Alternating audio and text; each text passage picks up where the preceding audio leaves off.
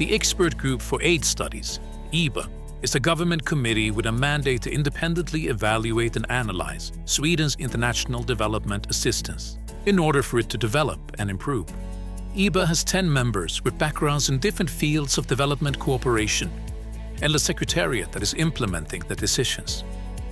Apart from our reports, we also arrange seminars, workshops and special meetings for relevant actors. Every year we summarize our work in the EBA Aid Review. This annual report can be ordered from our secretariat or downloaded from eba.se. EBA has an independency in relation to the constituent the government, in relation to what is evaluated, and in relation to the authors that are engaged. The authors are responsible for the content of the reports and the recommendations made. Everything we produce, reports, seminars, and our podcast, EBA-podden, is available on our website.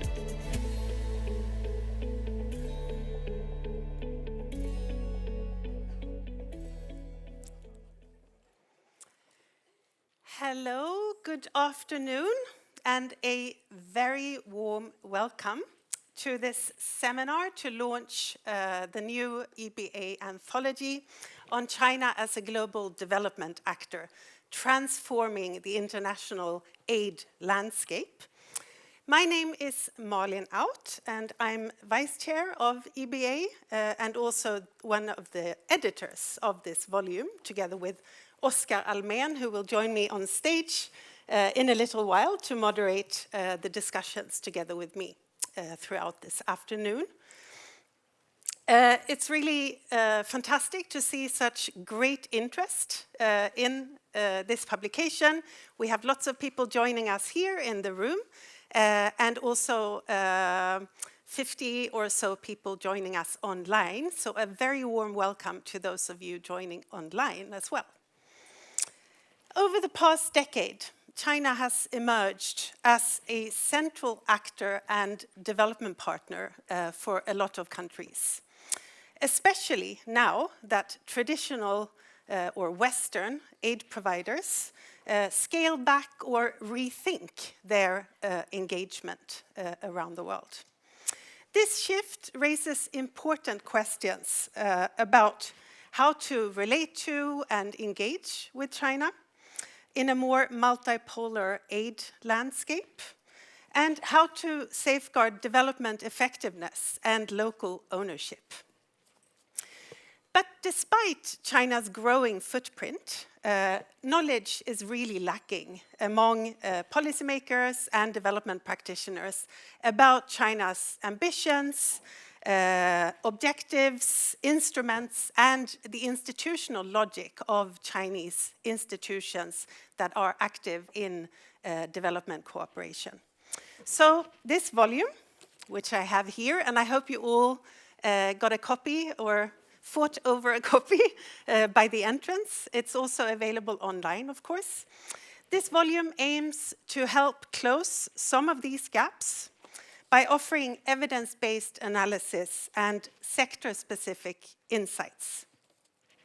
As you will have seen, the anthology covers a real broad range of sectors and topics. It comprises 14 chapters, and we hope that it provides quite a comprehensive, of course it can't cover everything, but quite a comprehensive examination of China as a global development actor. So we have chapters looking at China across global health, agriculture, climate and environmental governance, gender equality, trade, infrastructure, finance, media, and we also have concrete examples or case studies from different parts of the world, including Southeast Asia, Africa, Iran, and Ukraine. So we really hope that this will be a valuable resource to you all who are policymakers, practitioners, researchers, civil society organizations, journalists, and other stakeholders involved in one way or the other in Swedish development cooperation, at the EU, the UN system, and other multilateral organizations. Me and Oscar, my co-editor, we are really grateful to the reference group of this study. The reference group provided very important insights and constructive feedback. So we want to say thank you to the reference group, some of whom are here today, some of whom will join the last panel today to discuss policy implications. But maybe those who are here can just stand up. So we have Carl Lenz from the Ministry for Foreign Affairs, Gillian Popkins from ICAI in the UK, which is EBA's equivalent in the UK. We have Rolf Schwarz from the OECD DAC in Paris, Love Theodosiadis from SIDA, Christopher Weidacher-Sjong from FOI, and all the way from Malmö, we have John Åberg from Malmö University. I also wish to acknowledge, or rather me and Oscar, also wish to acknowledge Dmitro Yefremov. I saw he had registered for the event. I don't know if he's here, but he provided very helpful comments, in particular on the chapter about Ukraine. And also Carolina Zurek, who was very helpful in providing comments on the synergies between trade and aid, which is also a big topic in this anthology.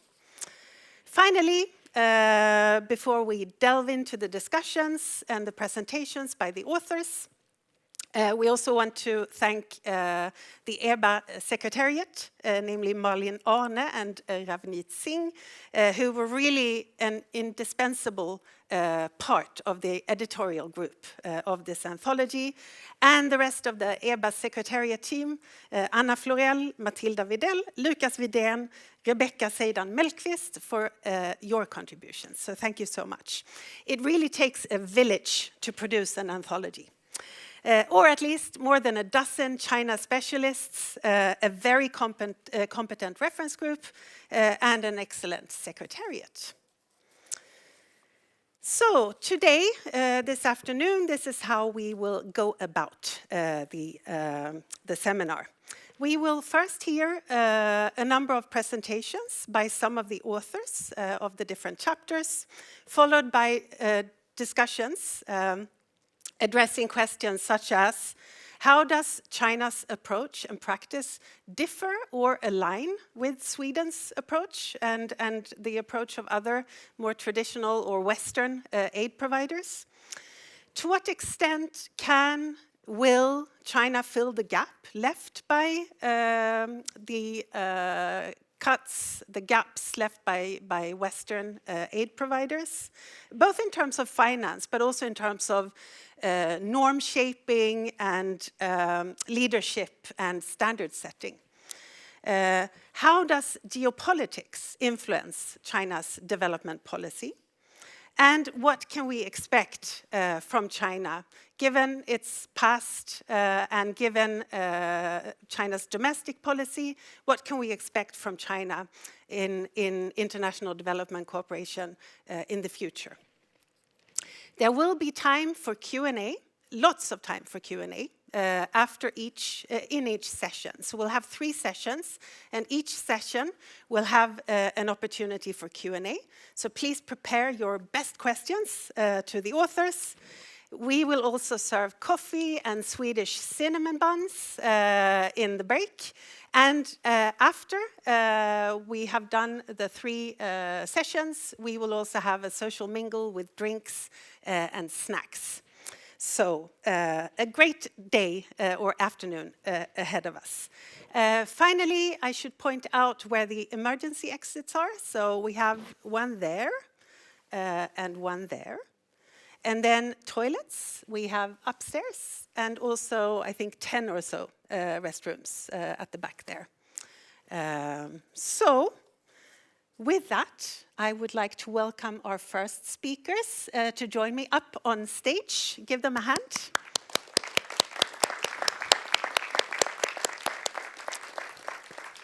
So we'll have 3 presentations now. So Franklin, if you stand there. All right, thanks. And Jai, you can stand there as well, and Lisa, you can join me here. So we have Franklin Amwakwa Mensah, who also co-authored one of the chapters on agriculture in Africa. Jai Zhou from SIPRI, who wrote about China's approach to climate finance. And Lisa Eklund, who is from Lund University, and you wrote a chapter on gender equality and sexual and reproductive health and rights.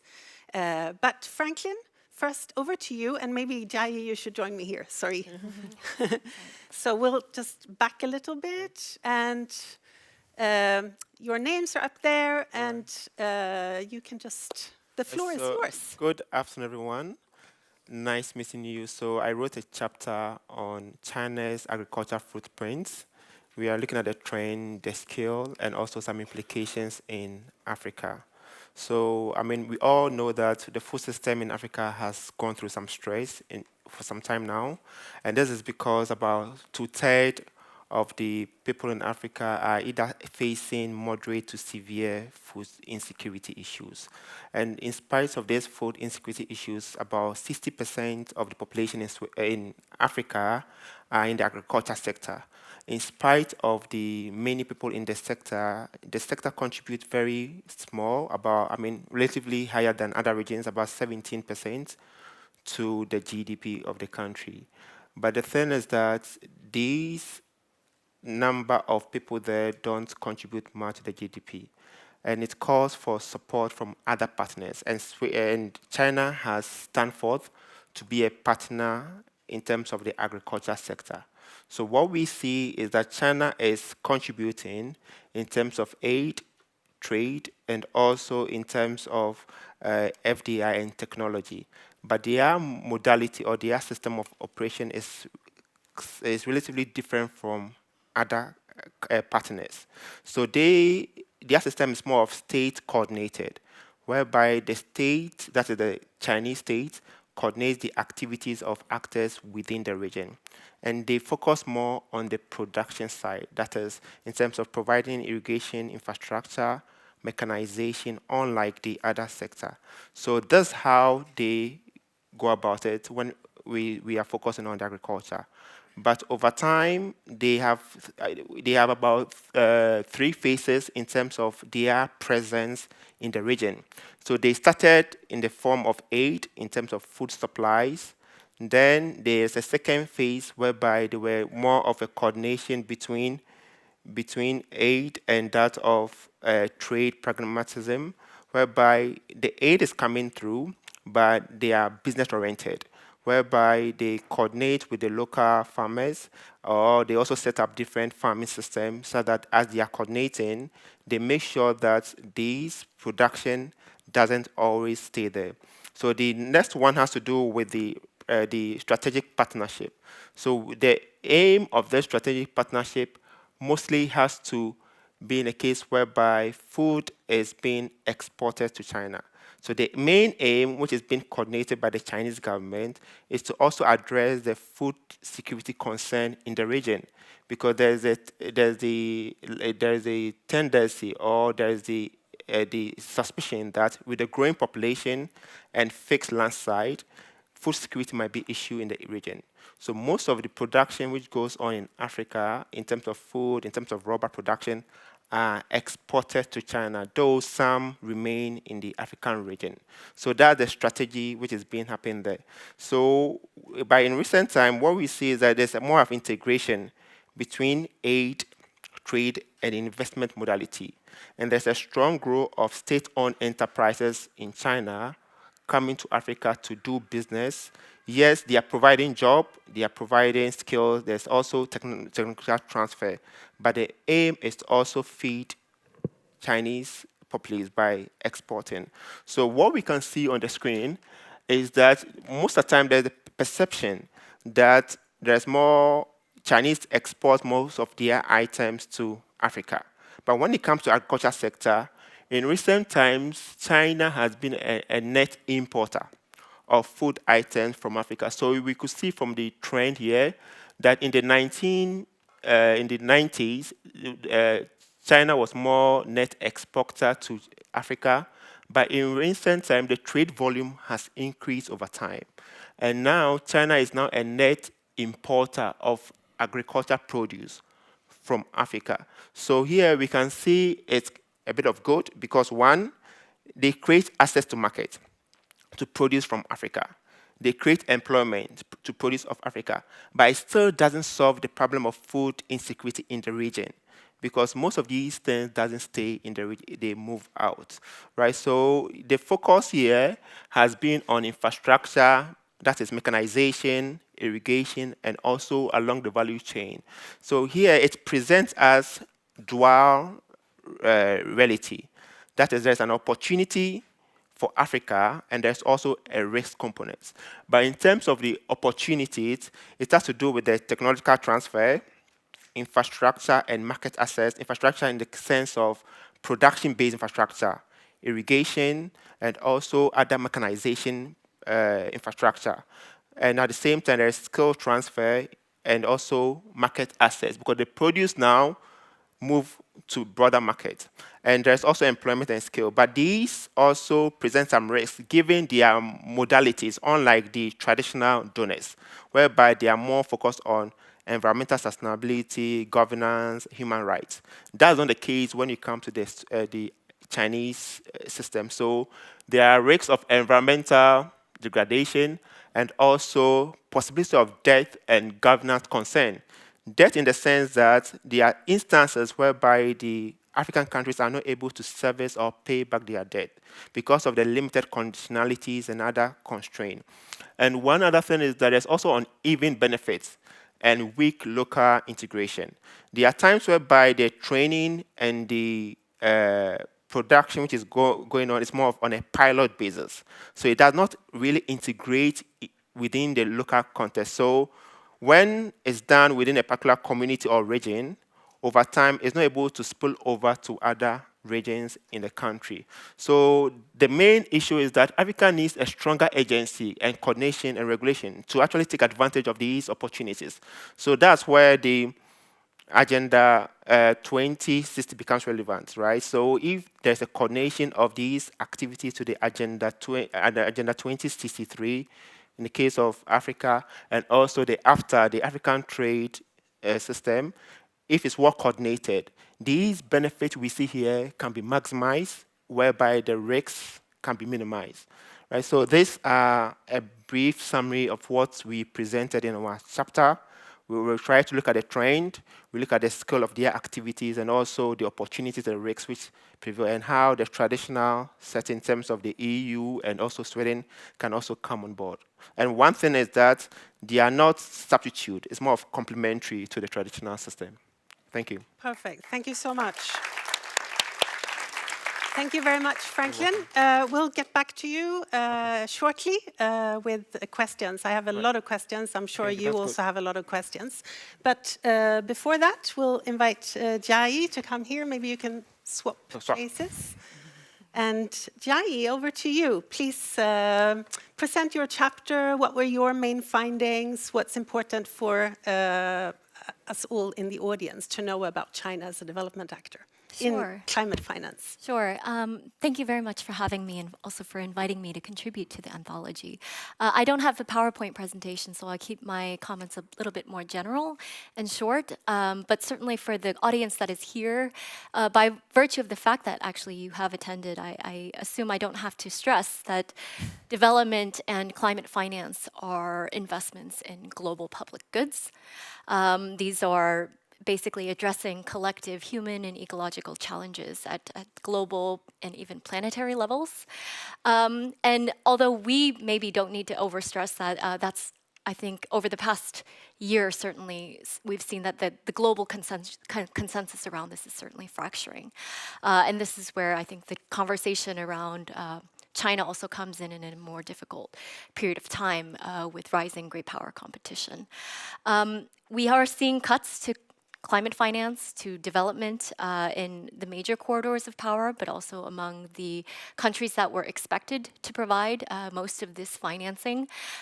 Within the UNFCCC framework, the idea of common but differentiated responsibilities meant that the countries that were most responsible for global emissions cumulatively should have provided also much more help to the developing countries in order to address these challenges that they did not necessarily create.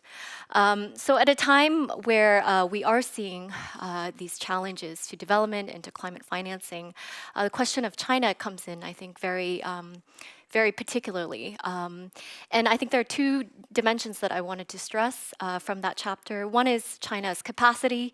Second is China's responsibility. And these kind of go in a little bit too, there's tension between them. In terms of capacity, I mean, China is by far the largest investor in the global in clean energy transition globally, twice as much as the next country. It's a global innovator and manufacturing powerhouse for clean energy products. It is also, in terms of capacity, the world's largest creditor to developing nations. And that means it, of course, has capacity, again, to invest in mitigation and adaptation in the countries that are most vulnerable to the effects of climate change, but have the least historic responsibility for it. But beyond capacity, there's a question of responsibility, and this is where things are getting a little bit more difficult. Because China, when the UNFCCC was formulated and adopted in 1992, was a developing country. Today, that is very different. China is now the single largest emitter of greenhouse gases.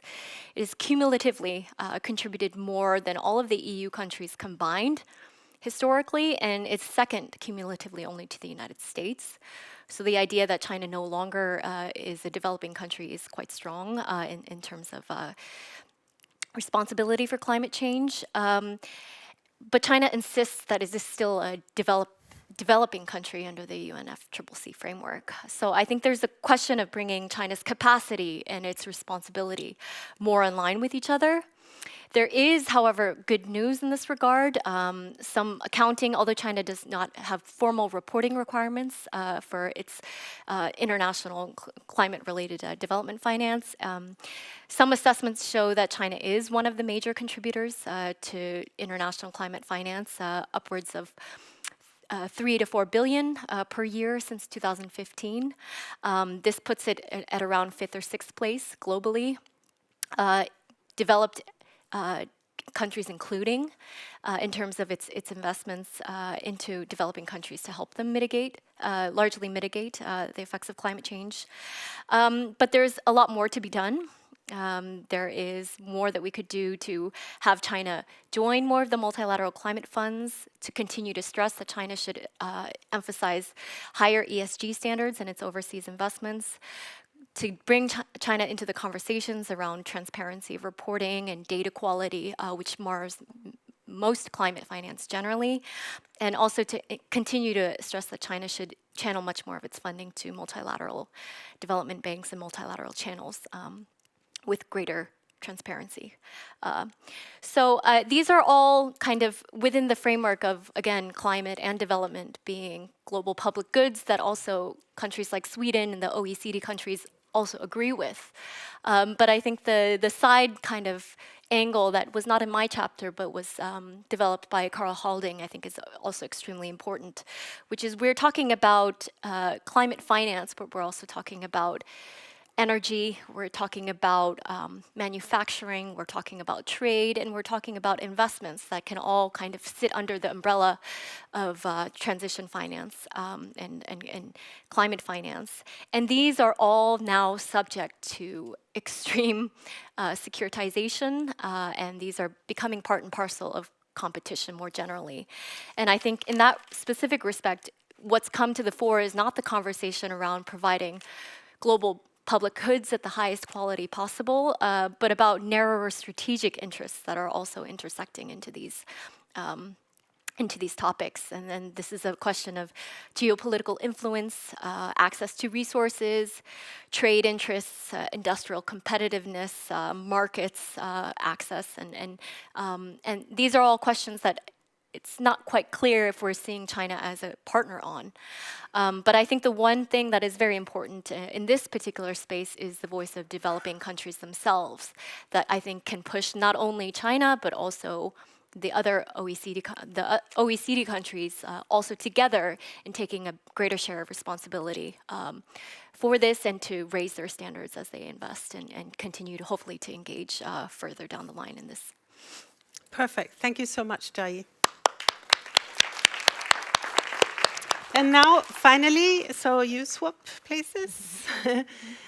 Lisa, your chapter was on China's approach in relation to or with regard to gender equality and SRHR. Take it away. Thank you.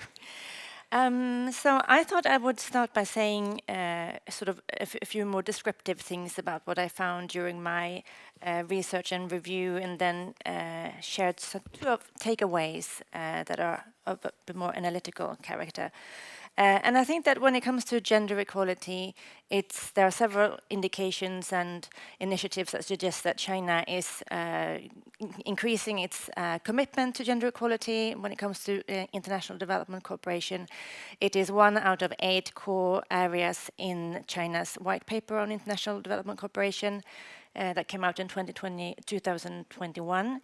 And there are many initiatives where China is showing a lot of commitment at the global level, including supporting and sort of reinforcing the already agreed upon treaties and agreements such as the ICPD and the Beijing Platform for Action, etc.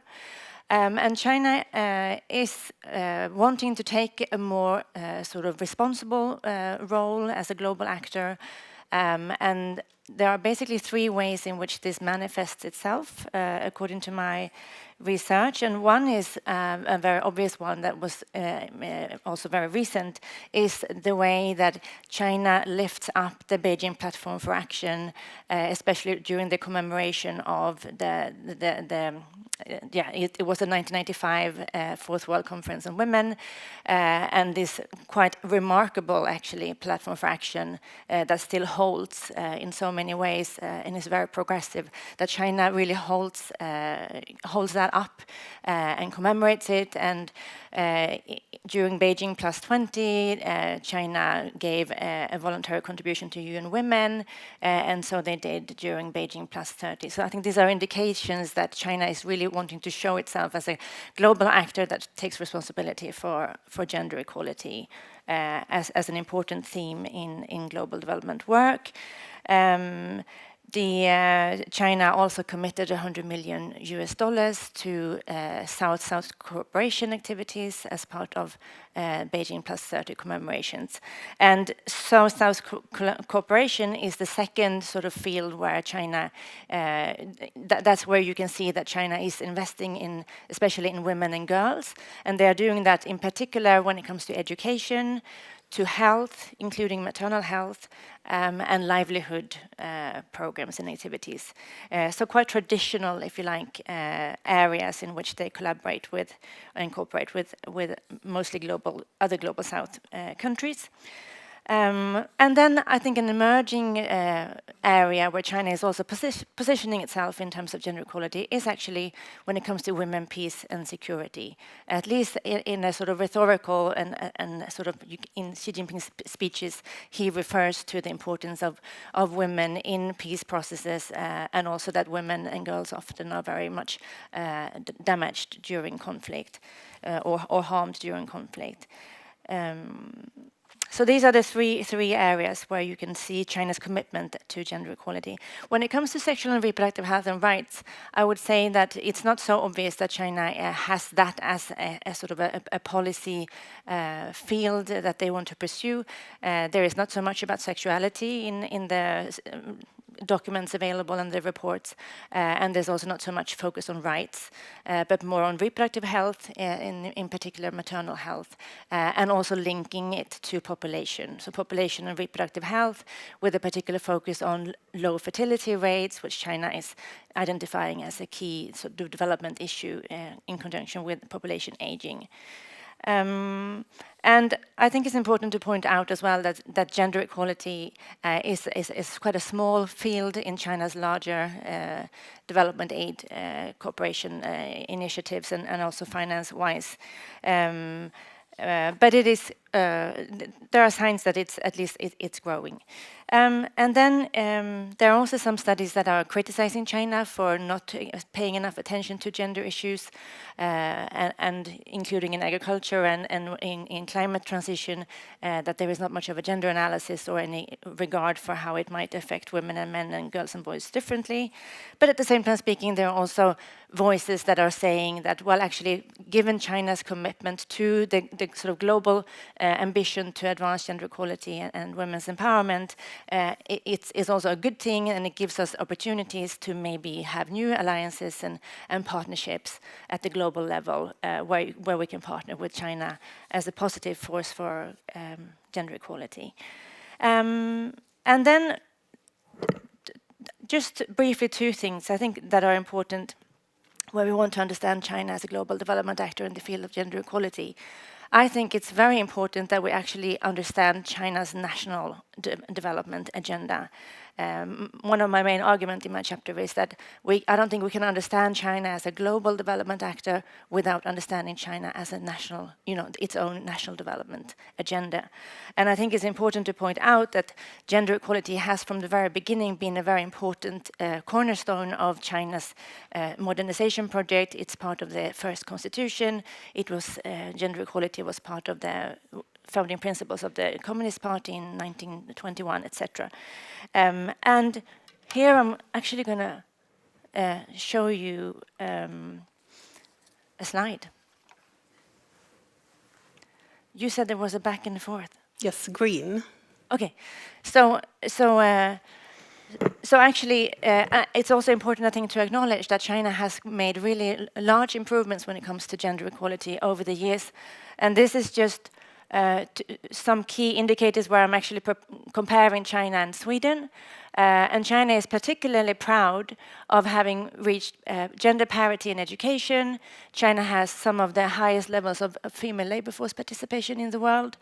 China has maternal mortality ratios almost on par with Sweden, birth attendance, infant mortality rates. They have done really, really well, and I think it's important to acknowledge that. And it's also a very important part of China's self-image, and this sort of positive story is also a story that China is very interested in sharing. In many ways, China sees itself as a blueprint for other developing countries to sort of follow the same path as China has. But then there are some other indicators that are still sort of problematic. Adolescent fertility rate has dropped but is still high. Abortion rate is much higher than compared to Sweden, for example, which of course in the context of very low birth rates is sort of a cause of concern also from the government's perspective, which we can talk about more later perhaps. And then an important area where China has not progressed is when it comes to political participation of women, where China has very low representation, especially the higher up you get when it comes to political power. And I refer to this as a gender inequality paradox that I develop more in the chapter. But I think for now it's enough to just say that there is a tension between women's rights as sort of instrumental or intrinsic. Do we promote women's rights for the greater good of women, or is there something else? Is it a means to an end? And that sort of tension between instrumental and intrinsic values, I think, is something that has through China's in modern history really been there, and many observers would say that it's actually the instrumental values that always sort of are more important rather than the intrinsic values of advancing women's rights. And one can also see that China very much focuses on social and economic areas, and then less on political areas. And I think this sort of national development agenda then very much colors what China does at the global level. So as I said, this South-South cooperation is very much on education, health, and livelihoods. My second very brief takeaway, Very brief, is that my other argument is that China gender and sexual and reproductive health rights is at the crossroad. in China because of the low birth rates. And just super quickly, this is again comparing China and Sweden, where you can see that China is moving towards a very dramatic structural shift in its population, where in 75 years the population structure looks like this. So this is a big cause of concern, of course, for the Chinese government, just like the Swedish government wants to increase the birth rate. But the big question now is, will China continue to promote and advance gender equality, or will they become more restrictive and go more of a conservative route? And there are, I would say, evidence of both. And I think this is not only important for the Chinese case, but it also matters for how China will develop as a global development actor and set future norms when it comes to gender and sexual reproductive health and rights, which is why I think we also need to continue to have a close dialogue with China on these matters. Thank you. Perfect. Thank you so much. Excellent. Now, please, if you stand there, Franklin, with Lisa, and you can stand here with me. Excellent. So that gave you a taste of all the really interesting issues and questions that we cover in the anthology. And before turning to you, so prepare your questions, I just have a couple of questions that I wanted to pick up on. Maybe starting with you, Franklin. In your chapter, you didn't mention it here, but you say that there's a need for a shift in mindsets and strategy by African governments. What do you mean by that? What is it they need to change in terms of mindset when they're negotiating with or dealing with China? Yeah, so from our presentation, we were able to see the various opportunities which are there for they to, grab. Right? But the thing is, if Africans see China as a partner instead of an aid-oriented ideology, then they are able to put in place mechanisms and rules in order to harness the advantages which come with it and minimize the risks which we highlighted in terms of the environmental risks, in terms of the death concern, and also the unequal benefits. This is the case whereby the continent has lots of food insecurity issues, but they're able to supply enough for another country, right? So in the process of having access to markets, the domestic populace are also very important. They need to be fed. Okay, so these are some of the things which we have to take care of, right? It's not only about the money or the employment or the skill transfer. How do we feed our people within? That's one of it too. Thank you. And Jai, you mentioned this tension between capacity and responsibility and China's insistence on its status as a developing country. There seems to be lately a little bit of a shift there. China's been, the rhetoric seems to be shifting. I don't know if that's because of pressure from other developing countries who simply can't see China as a developing country anymore, or what do you think? In 5 years, do you think China will still insist that it's a developing country and thereby sort of taking advantage of the benefits that come with that status in some UN organizations like the World Trade Organization and in climate? Yeah, I think that's a great question in terms of the future trajectory. I mean, China is clearly trying to position itself as a global leader, and it can come at that through some, of these South-South cooperation, kind of leader of the global South rhetoric. But I think increasingly it's obvious even to Chinese that if they want to uphold and be consistent in their rhetoric around being a responsible great power, that they have to acknowledge that they are also a power. They are also a great one. And that you've seen that in the WTO. I could see that certainly changing. Also in the climate financing space, China has been a little bit more open, talking about what its contributions have been to this space, where it was initially more reticent because it didn't want to sort of be part of the conversation of countries that needed and were obligated to contribute. But you've seen that shift as well. And I would certainly not be surprised to see China stepping up a little bit more strongly in this space over the next 5 years, certainly. I don't know exactly when. I don't know if it would be liable to completely give up that developing country status within the UNFCCC, but I think the evidence is far and away in one side, and I think even Chinese are becoming more hard-pressed to deny it. But certainly at the time, it's still the case that China does not see itself as a obligatory donor in this area. And Lisa, you ended your talk on describing China as at a crossroads. And your chapter is really interesting in terms of describing sort of how China's domestic policy have evolved from the one China policy, or one child policy, sorry, not one China policy. That's a different issue, also relevant. From the one child policy to now trying to, I mean, Xi Jinping is encouraging women to have more children, preferably 3. And you ended with a question that there's a tension between, will China, going forward, will China continue to promote gender equality, or is it going in a more nativist sort of traditional Confucian, women should stay at home, have children? What's your answer? What's your guess? Yeah, well, I don't like guessing, I suppose, but I mean, there is definitely evidence for both. So China is on the one hand trying to expand parental leave and early childcare education, and giving financial incentives for families to have more children, to support them and make it easier and more affordable to have children. And there's also some shifts in the labor market trying to protect women's labor rights, although there is a lot of studies showing that since the 3-child policy, Chinese women are experiencing a lot of more discrimination in the labor market. And as you just said, with this rhetoric around Confucian values and the importance of women to be good and responsible subjects and citizens, they also have to be mothers and wives. That's a very strong rhetoric. Now, the interesting thing is that it doesn't seem to help.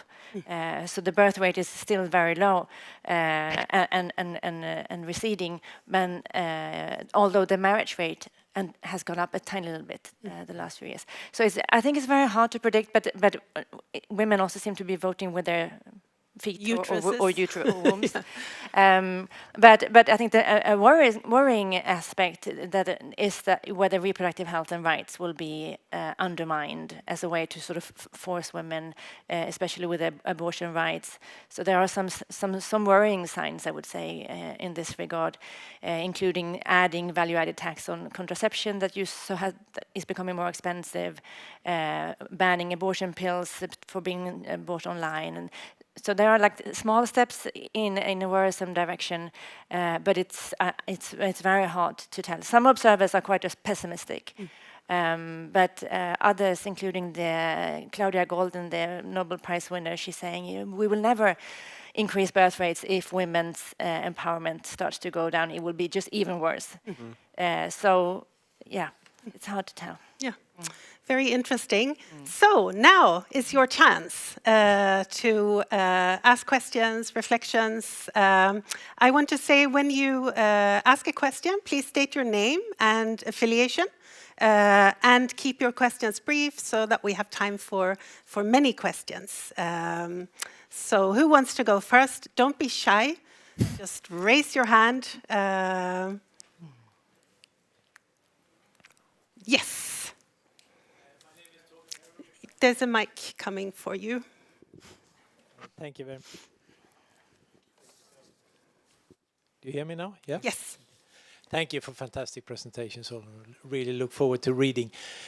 My specific question on agriculture. I'm Torbjörn Pettersson. I'm a former retired diplomat and aid worker, now student of economic history. And that's where I start my question. Because when you described China's role in African agriculture, I felt you could almost replace that with Britain and France during colonialism of the 19th century, that you export a lot, you introduce some new technology in isolated plots like plantations, and you then export the produce. There's very little spread on to the environment around, and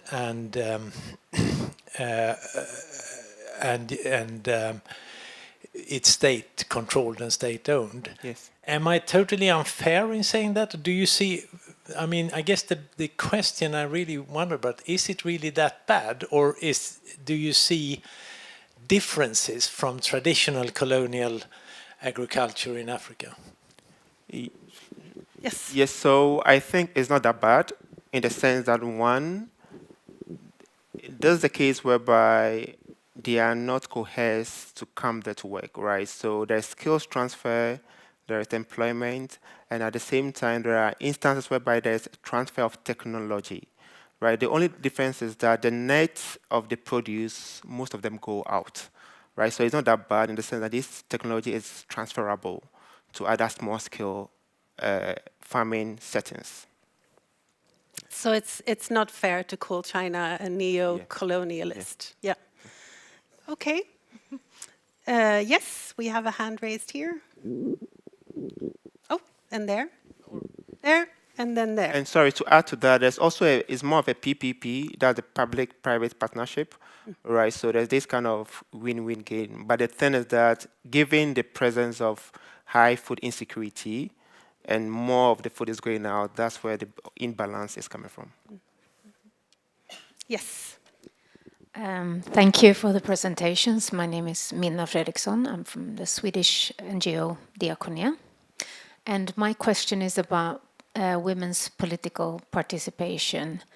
And I would like to know, what would you say is the key factors behind these low numbers? And also, do your research show that there is any credible actor challenging this as well? Is there any debate or discussion around this?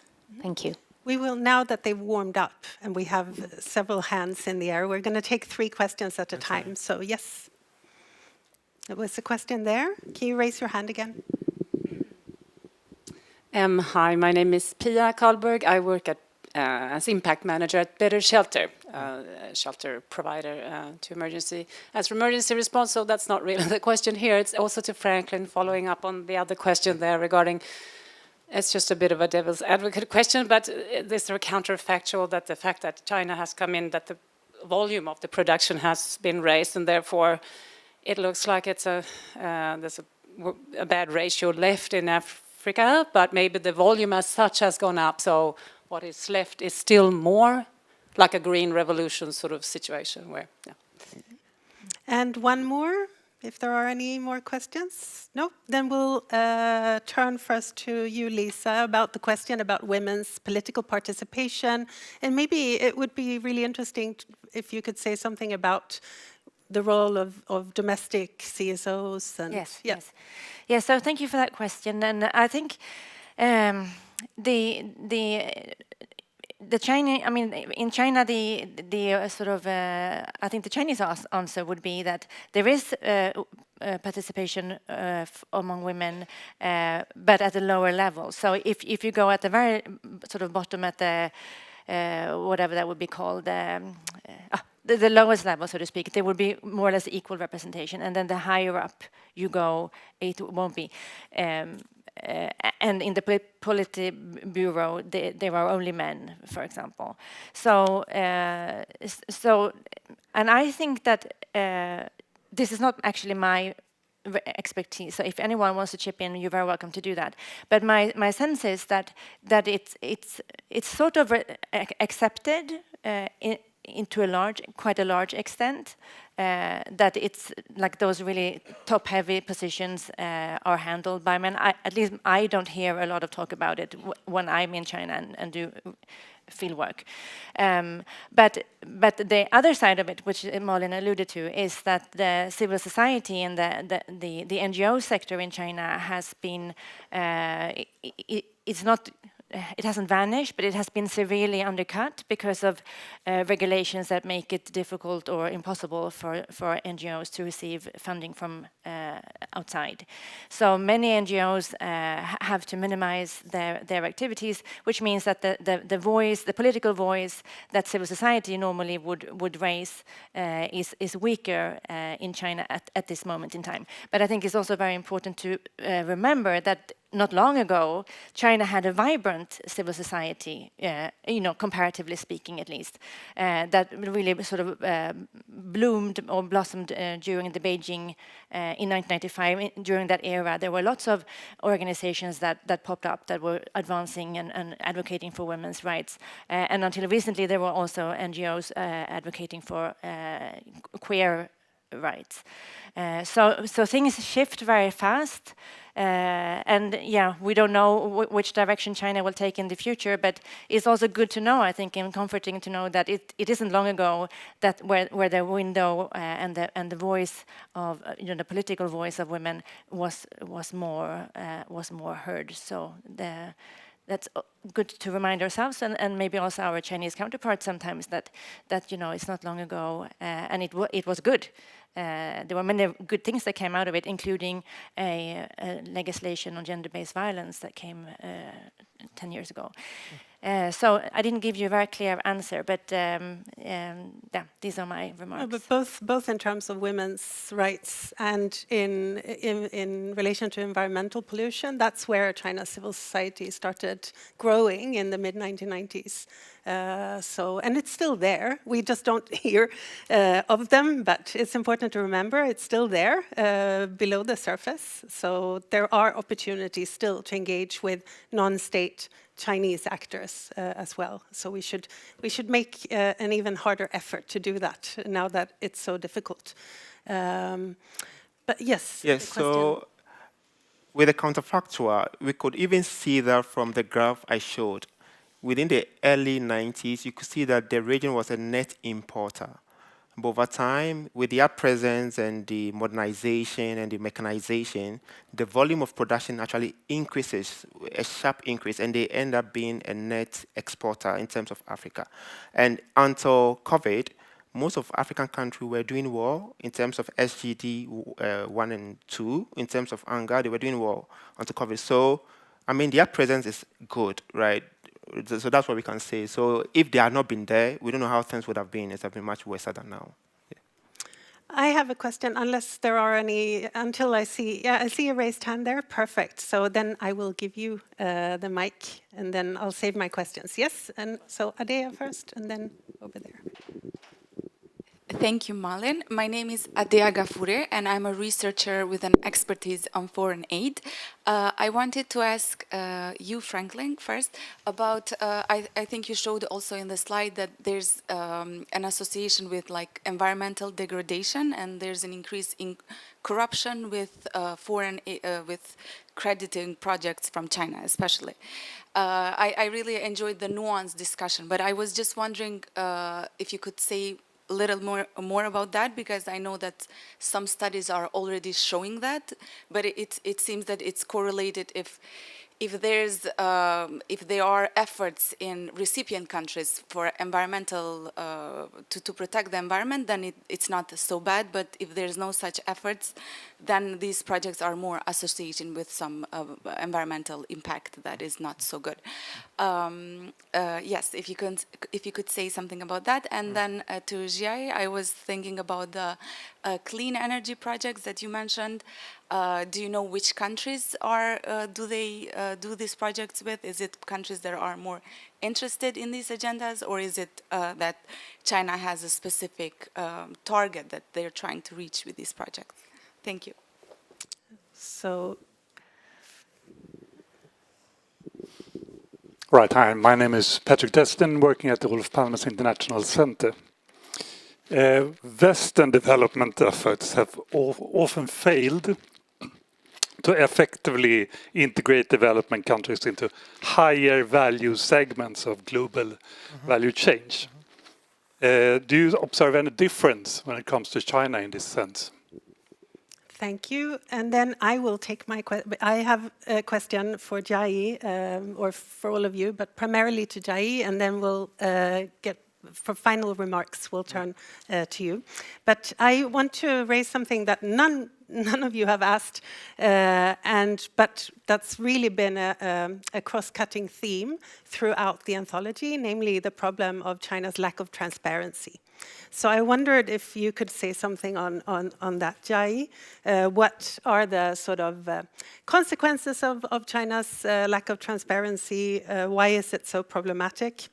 And then also this question about our competition with China. And in your chapter, you write very interestingly about how there was a moment in time where that competition actually led to a race to the bottom, to the top. But now it's the other way around. We're seeing more of a race to the bottom as we are all competing with China. And so, yeah. So, but first, now for final answers to any questions. Shall I respond? Yes, you go first. Yes, so in terms of the environmental issue, you know, the China's involvement is a bit flexible and less conditionalities, right? So it's more of the production aspect, unlike the traditional one whereby they are much environmental conscious and all the stuff. So that's why there's a need for complementarity between the traditional aid and also that of Chinese, whereby the two of them can complement each other for the environment to be safe. Because the Chinese one is flexible and less conditional, and it's more of productivity, right, with less importance to the environment. So we still need both to work hand in hand to protect the environment and at the same time production to continue. And in terms of the value chain, that's how it's been, and it's still persistent. Right, most of these exports we are talking about are raw materials. Okay, either soya beans, rubber, and all those raw outputs in their raw form. So the African countries are still losing because they are not able to make much at the value chain. Right, they are always at the primary end of the production, whereby raw materials are sent out and values are being added, and sometimes they end up buying the final product, meaning that on the net they lose because they pay more for the final produce. Thank you. And Jai? Sure. So I think the question was around the concentration of China's clean energy investments. When we talk about climate finance, a lot of that is actually going to Asia and Africa. I think those are the main regional destinations of China's climate-related finance overseas, development-related climate finance. But I think on this point, if you break down numbers in different kinds of categories, there still remains a lot of big questions, one of which is also China's engagement with fossil fuels. And then if you look at a country picture in that regard, you still see major investments in this chain and also with countries that are fossil fuel exporters. A lot of China's development financing went to countries like Russia, Venezuela, etc., Iran, and these are under the umbrella of the BRI as well. So it's important to look at, although China's investments have become much more green than ever before, and the scale of those are higher than ever before, you have to measure it against also China's investments in specific countries related to its oil and gas and resource interests.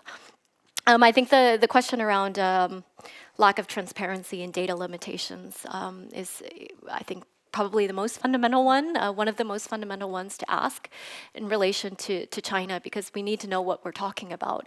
One thing that I have seen over the many years is that although we are getting a much clearer picture than ever before, for a long time, and I think even for Chinese actors, they didn't know what they were referring to either. So this is the question of sort of policy coordination, the different mix of Chinese actors that are actually engaged in the wide umbrella of Chinese development finance that are not necessarily coordinating with each other, that statistics are not necessarily aggregated on. For a while, that was also in the agricultural sector. It was impossible to get a picture of how many Chinese companies and which companies were involved, private, public, SOEs. It was a very messy picture. That is even more complicated in the climate financing space, because climate finance is hard even for OECD countries to measure.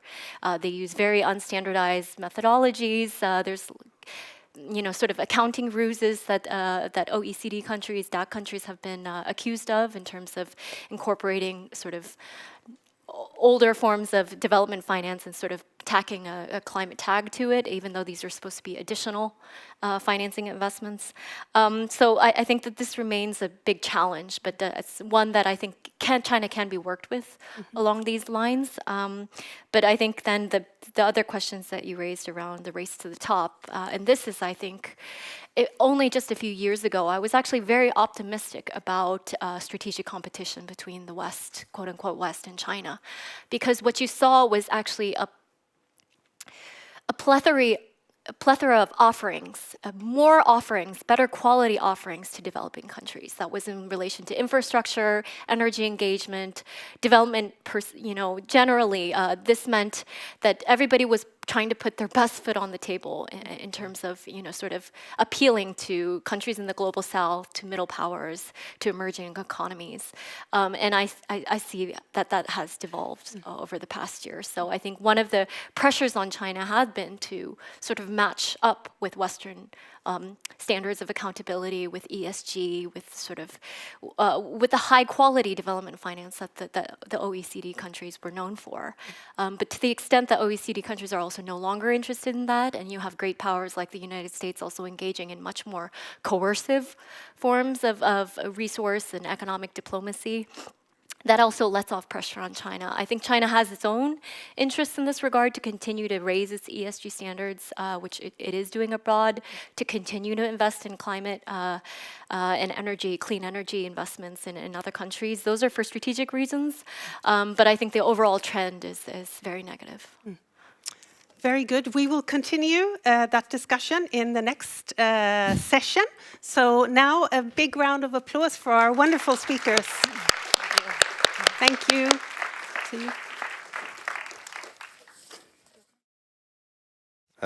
So we're going to move over to the second session of today's, or the second panel of today's event, and we are covering. So the book has different kind of sections, and one of the sections cover more the different geographical areas where China has impacted as a development actor. So we kind of represent that part.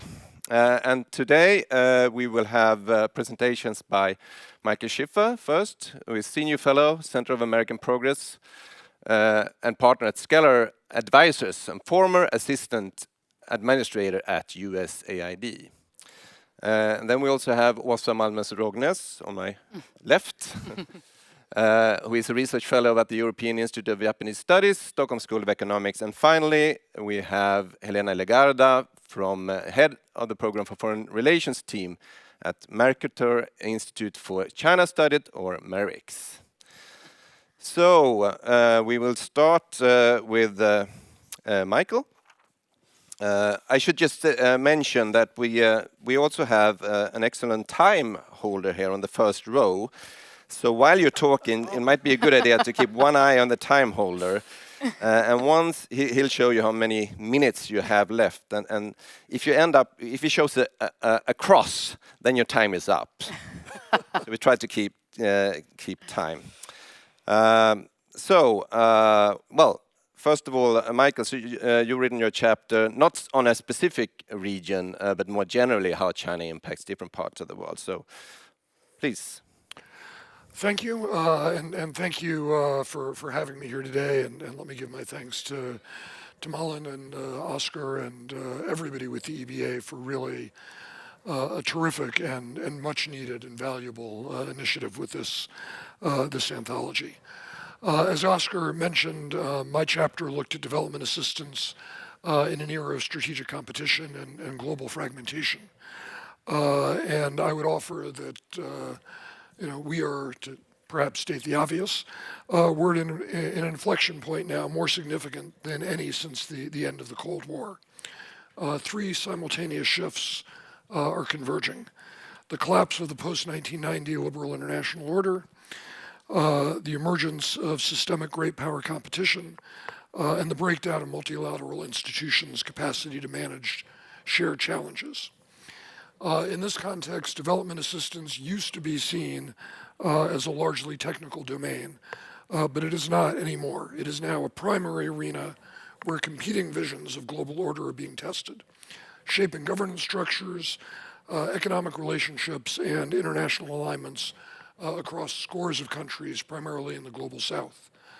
And the choices that those countries make in aggregate will go a long way towards determining whether the 21st century is one in which international systems remain characterized by openness and rules-based cooperation, or in which we fragment into competing blocks. It's easy to characterize the defects and deficits of Chinese development finance. We've talked about some of it already: the opacity, the non-concessional debt, the absence of environmental and social safeguards, and all of that is very real. But I would also offer that dismissing the appeal of the Chinese model as mere authoritarianism or elite capture misses that China's South-South cooperation framing very much resonates in the global South, precisely because memories of structural alignment and colonial extraction remain very, very fresh.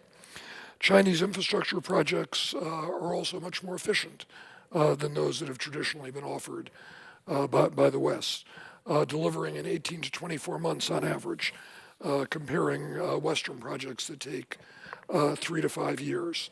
And the no string is attached financial framing, although Beijing is less generous now, and we can discuss sort of some of these dynamics, than in the past, speaks to real concerns in the global South about sovereignty. Any Western response to Beijing on these issues has to engage the appeal and not just condemn the defects.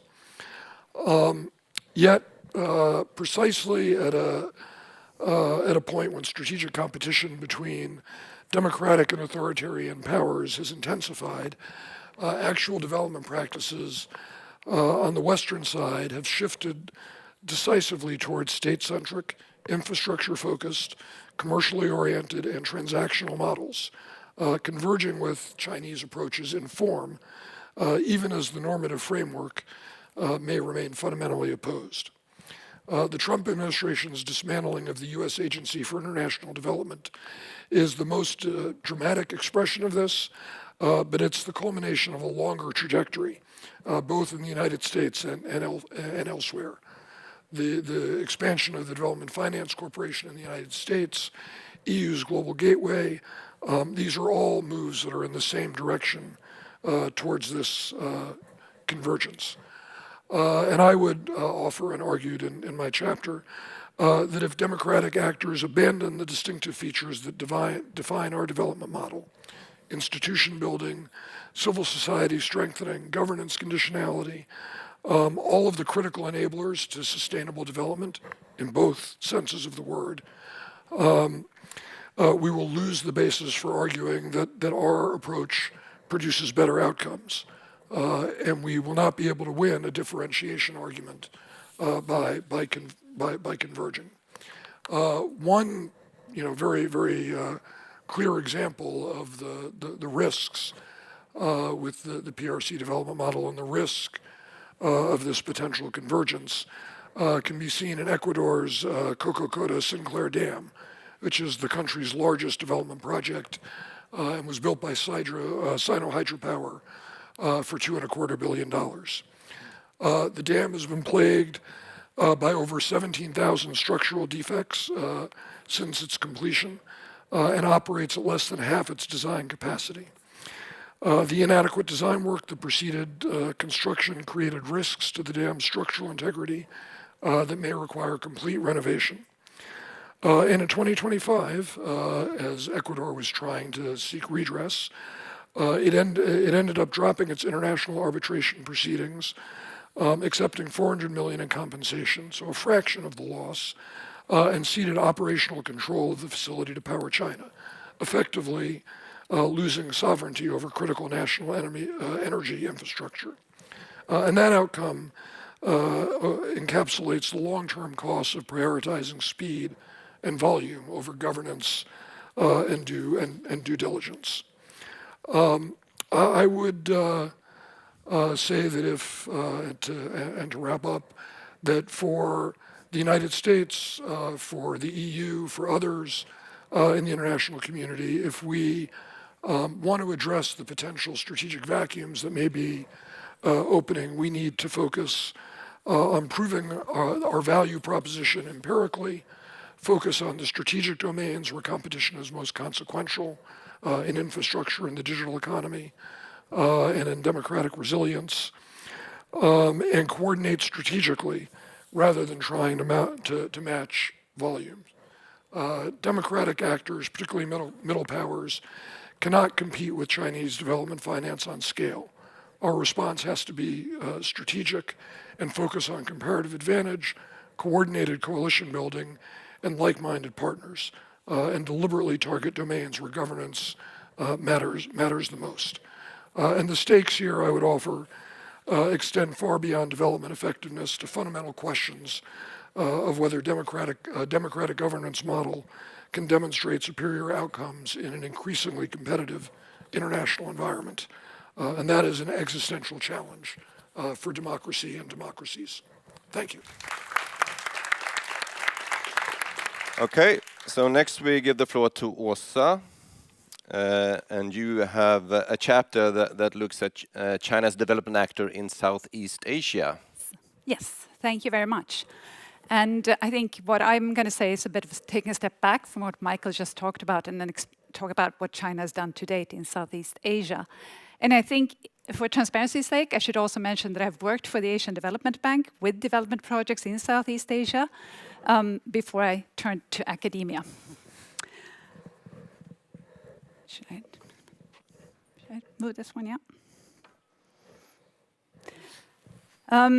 This is a photo of the Vientiane-Kunming railway that China has financed, the railroad between the Laotian capital Vientiane and Kunming.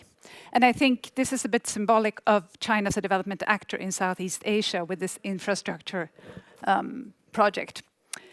And substantial bridge, and there's a tunnel also you can see over on the right-hand side. But when it comes to China as a development actor in Southeast Asia, one thing that I want to start with saying is that China has followed very much in Japan's footsteps in terms of being a development actor.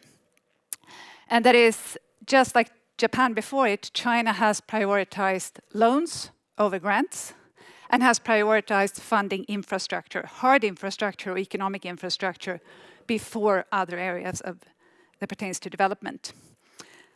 A difference here is, of course, that Japan is a member of the Development Assistance Committee, which means that there is transparency in terms of the funding. It means that what Japan is doing also meets DAC criteria, so we know that it is qualifies as official development assistance, and we can also have all the access to data there. China does not follow the DAC in terms of reporting, and I and several other authors, we have used the same database, by Aid Data. It's a database compiled at the William & Mary College in the United States, where they have coded information on different projects that China has funded and noted if they are aid, that means that they meet DAC criteria, or if they are loans. That means that they are funded in a way that's not very concessional. There are higher interest rates, longer repayment periods, etc. And the vast majority of China's development finance is actually loans rather than aid or ODA. And I think that's very important to keep in mind, that we're talking about a different type of development funding when we look at China as a development actor. And the majority of the funding that we have looked at, or I've looked at here, is for Southeast Asia, consists of loans. And these, and the graph here, the diagram on the left-hand side shows the share of China's development funding from 2000 to 2023, the shares of different countries. So you can see for Southeast Asia, Indonesia is the main recipient, then Vietnam, and then Laos. And on the right-hand side, it is the sectors that gets the largest shares. And you can see it's energy, it's industry, mining, construction, and transportation. Typically infrastructure projects that have gotten the bulk of funding here. Projects in this database also include Belt and Road projects, because we can't separate them out, because it's the same thing here. There is no database that collects all the projects that are under the Belt and Road Initiative. So some of these projects here are definitely Belt and Road projects. So this is what this shows, and I think you can see here that the two largest recipients, Indonesia and Vietnam, are higher middle-income countries, then followed by Laos, which is a low middle-income country. And that also raises the question that is discussed a lot with China about debt traps. The term debt trap diplomacy was coined by an Indian scholar, and the idea here is that China lends more to countries than they are capable of managing and repaying. And this in turn then provides political leverage for China in case of restructuring. There's a lot of debate about this, and I think much more research is actually needed. It is very, very hard to do, simply because there's lack of data. There's so much opacity here when we go try to look at what's behind this. There is one study done where the scholars have actually access to actual loan contracts that they have gone into detail on. And they found that for those projects that they have the Chinese loan contracts, there is a mix of standard terms for commercial lending and official lending. So it's sort of a blend of terms in these contracts. But they also found that there are some more unusual clauses that gives to protect the lender against policy changes or law changes, which is quite unusual. And these changes, the author of this study, they point out that some of these clauses, they will actually facilitate lending to high-risk projects, but they will also make it more complicated to restructure the loans. But this is one study, and this is an area where I think we need much more research, but I say it's very, very difficult to do because loan contracts are typically not publicly available. And I also think it's important to keep in mind when we talk about debt traps, we have to also think about it from the borrower's perspective. Because the debt trap discussion focuses much more on China as a lender, and it doesn't give a lot of agency to the borrowers. And I think that is something we need to recognize, that borrowers do have agency. They choose who they want to borrow from for different projects. And we can come back to that later.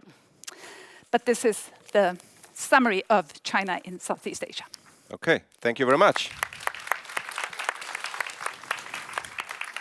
So finally, we have Helena Legarda, who have co-authored a chapter together with Abigail Vasilya, right? About China's role in Ukraine. Please. Thank you very much, Oscar. Good afternoon, everybody. First of all, let me thank Oscar, Malin, and the rest of the EBA group for inviting me to contribute to this anthology and to be here today. It's a pleasure to be able to present this chapter that I wrote with my former colleague, Abigail Vasilya, who couldn't join us today, but I'll do my best to represent us both. So the chapter that we wrote is on China's role as a development actor in Ukraine, which by nature is a slightly different chapter than some of the other regional chapters, because the start of the full-scale invasion of Ukraine by Russia did give us a little bit of a break, or at the very least a pause, in how China engages with Ukraine. So I'll start off with a couple of points about what China's role was in Ukraine before the start of the full-scale invasion, and then I'll talk a little bit about what we might expect from China in a post-conflict reconstruction setting, on the basis of how China normally engages in development cooperation and in other post-conflict settings. So the first point I'll make is that before the start of the full-scale invasion of Ukraine, China followed a pretty sort of standard development playbook in Ukraine. And many of the points have been mentioned already today. Strong focus on loans over grants. The Belt and Road Initiative was very much at the center as a vehicle of a lot of the projects that China engaged with in the country. A lot of the main sectors that China engaged with were a bit different from Southeast Asia. So agriculture was actually number one by value. Between 2001 and 2023, China invested around $3.4 billion total in Ukraine, and about 2 billion out of that was in the agricultural sector. So quite substantial percentage-wise. But if you look at number of projects, education and health were number one. So over half of the total number of projects, not looking at the value that China did in Ukraine, were in the education and healthcare sector. So a strong focus also on sort of the narrative angle of what China was doing in the country, right? So leading with education and health. The war froze a lot of this. I don't think I need to kind of get into the room as to why that might be the case, but generally speaking, trade volumes have fallen, investment values have also fallen off a cliff. Although some Chinese companies remain in the country, it's not that the relationship has gone to zero, but it's very, very diminished. So the question then is, what can we expect from China in a post-conflict reconstruction setting in a scenario in which either Ukraine wins the war or there's some sort of negotiated settlement? I think the conditions will be very different for China, and also the Ukrainian government's agency would be much reduced in a Russian victory scenario. So there's some caveats here. China has done post-conflict reconstruction before in a multitude of countries. So this is not complete speculation. There is a certain playbook that China tends to follow.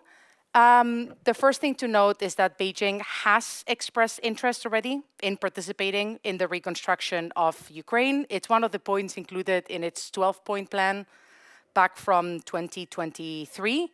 And even though there is little public debate on the issue within China and in Chinese either academic circles or social media, we do see Chinese companies already trying to position themselves to play a role in the reconstruction of Ukraine. In particular, if you look at the Russian-occupied regions of Ukraine, there's actually quite a lot of activity by Chinese companies already, but we see some movement also in the rest of the country. So looking at China's traditional development playbook and its standard post-conflict reconstruction playbook, I think there's a few things that we can say in terms of expectations. There's a strong expectation that China's projects and investments will focus primarily on strategic sectors. China's approach to development cooperation is always very aligned with its own sort of grand strategic objectives. And we can think about preserving access to markets, trade routes and resources, also expanding China's global or regional influence, promoting an alternative model of global governance. So strategic sectors are key. This being Ukraine, this not only means critical infrastructure and energy as in Southeast Asia or other regions, but also agriculture, like in Africa, and critical minerals. Beijing has also expressed interest in the past in Ukraine's defense sector. So there might be some attempts at doing something there, but that's still, of course, very open. China is quite likely, and so far has demonstrated an interest in engaging with Ukraine unilaterally and outside of multilateral lending frameworks. So that's something we expect. And we expect, again, mostly loans and financing. I'm aware my time is up, but I'll finish off with just a quick point on the impact. So all of these expectations, are they good, are they bad, somewhere in between? The answer, as with almost everything, is somewhere in between.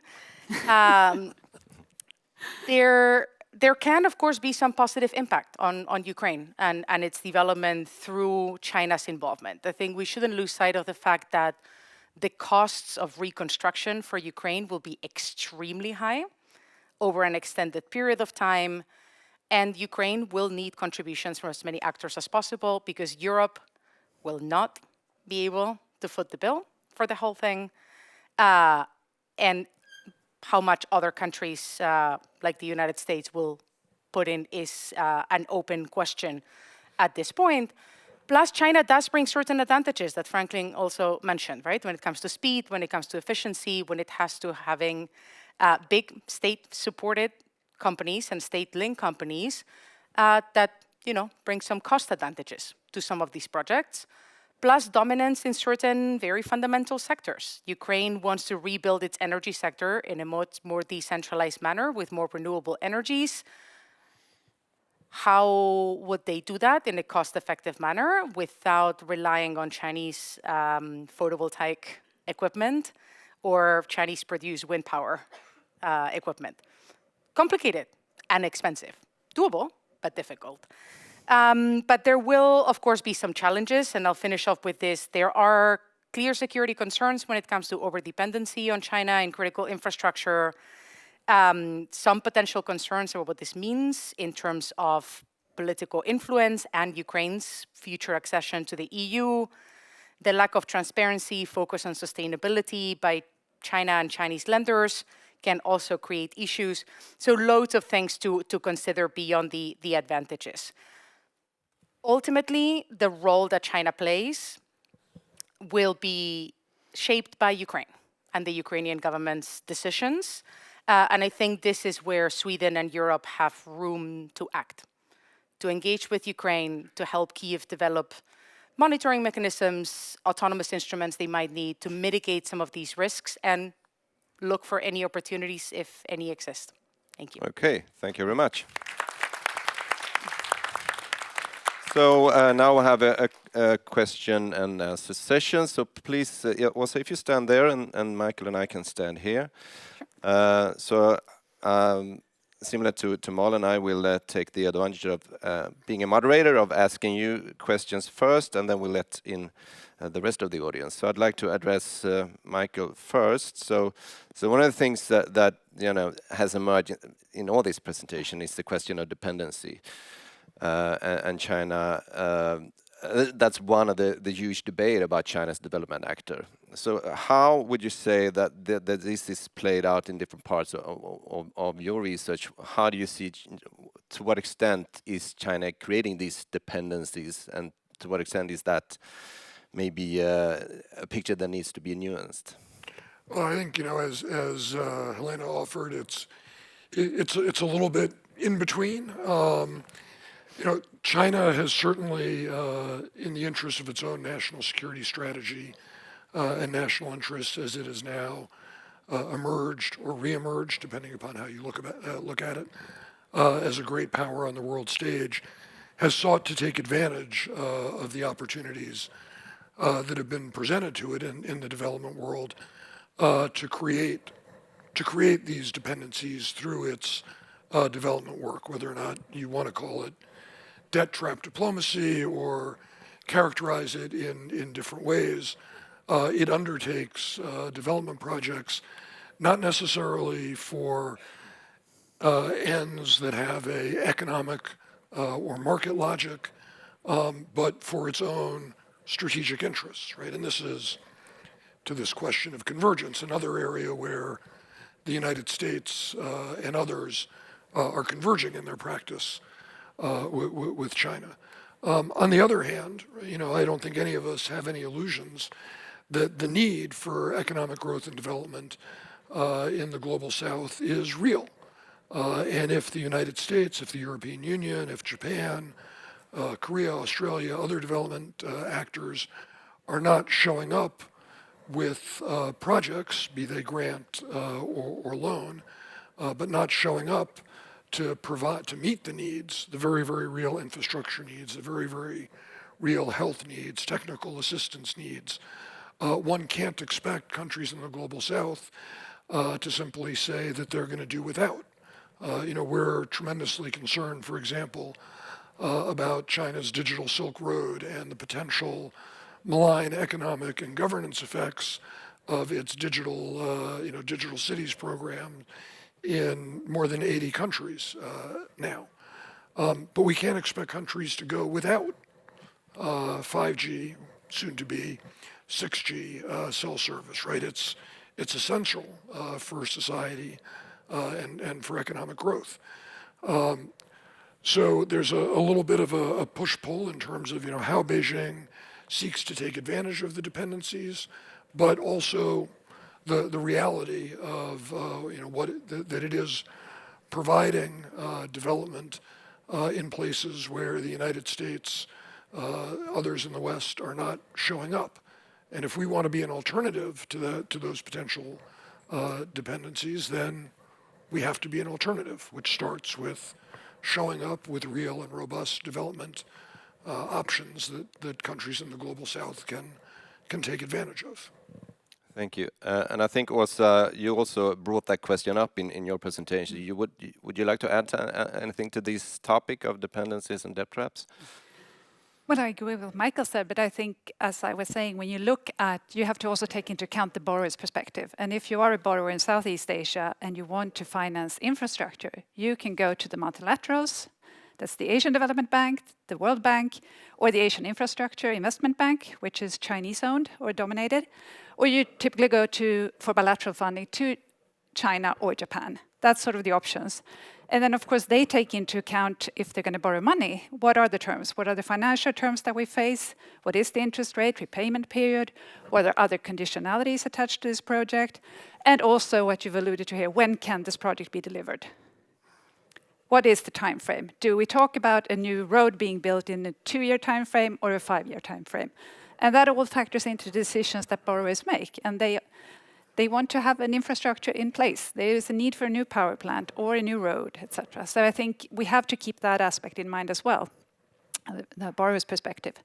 And to find ways, as you said, to meet that. Is a quick delivery, which China is good at, is that something we as other donors need to step up? Then maybe we have to figure out ways to meet that. Thank you. I'm going to keep you as the object of my question. Okay. Or the subject, hopefully.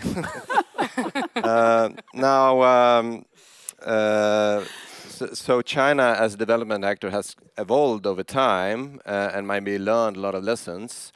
And at the same time, we are seeing changes in how traditional donor countries are acting in development aid. Would you say that there is a convergence that are kind of moving towards each other in the way that that they're acting in international development?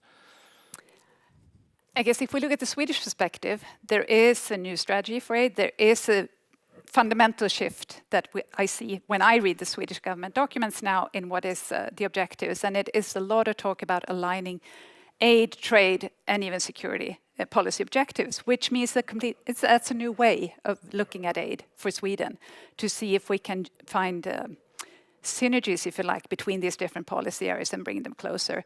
And that's a very different strategy and outlook than if we look at, say, poverty reduction. That is the primary goal, and how do we achieve that? What are the best ways to achieve that? This sort of shifts it to other areas and to working, to bringing different policy perspectives together. So in that sense, to take this more broader policy perspective, we may be moving closer to China, but we're not becoming like China in this respect. Mm. Yeah, so this question might be popping up in the final debate as well, since it's one of the key questions. So, Helena, I'd like to address the question of geopolitics and development. Which is another huge debate, to what extent development can be used for geopolitical purposes. So first, I'd like you to address this question. You did, of course, in your presentation address that question partly in Ukraine, but I'd like you to develop that a bit further, and also if you'd like, you could spread it all over the world and just leave the case of Ukraine as well. Thank you, Oscar. I'll make a quick comment on the debt trap diplomacy issue first, if I may. I completely agree with everything Michael and Åsa said. I think an important point for me when we talk about debt trap diplomacy is the extent to which we are assuming intentionality on the part of the Chinese lenders.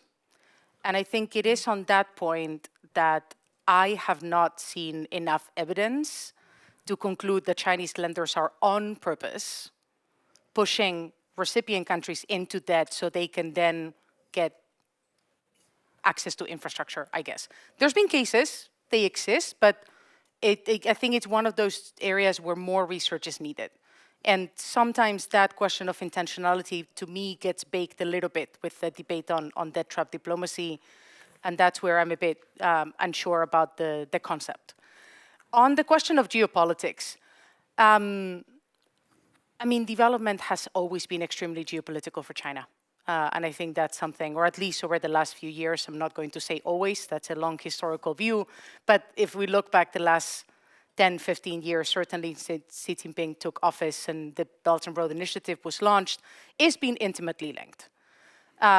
Development cooperation and, win-win cooperation for development, which is how the, Chinese sources talk about it, was always meant to also help China develop, to help China expand its global influence, to help Chinese manufacturers export their overcapacities, right? To open up new markets, to help diffuse certain models of governance that China pursues, including linkages between security and development and the nexus between those two concepts that the party state sort of believes in.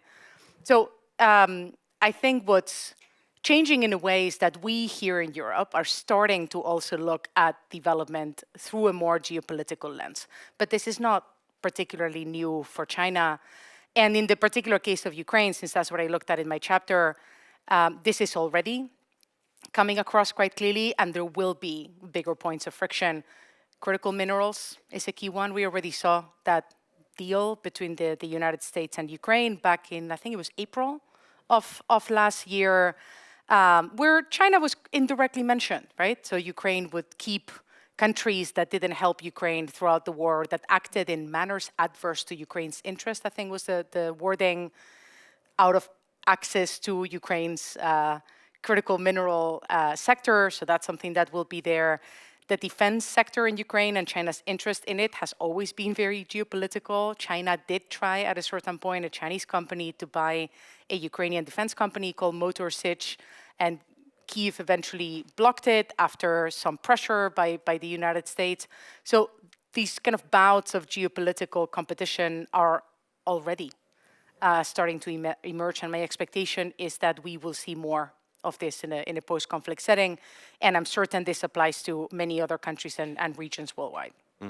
Thank you. So I think this is a question that we will continue to discuss during this afternoon. So let's open up for questions from the audience. And again, we take 3 at a time. So we have one question here, one over in the back, and then one question here.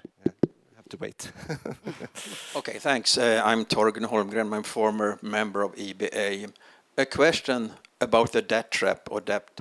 As China is a lender creditor and not a donor, do we see the same kind of development as in parts of Africa, that China also, if you cannot honor your debt, of course, that you don't only get access to infrastructure, but you also gain ownership of infrastructure? Is that what you see in the countries that you're covering?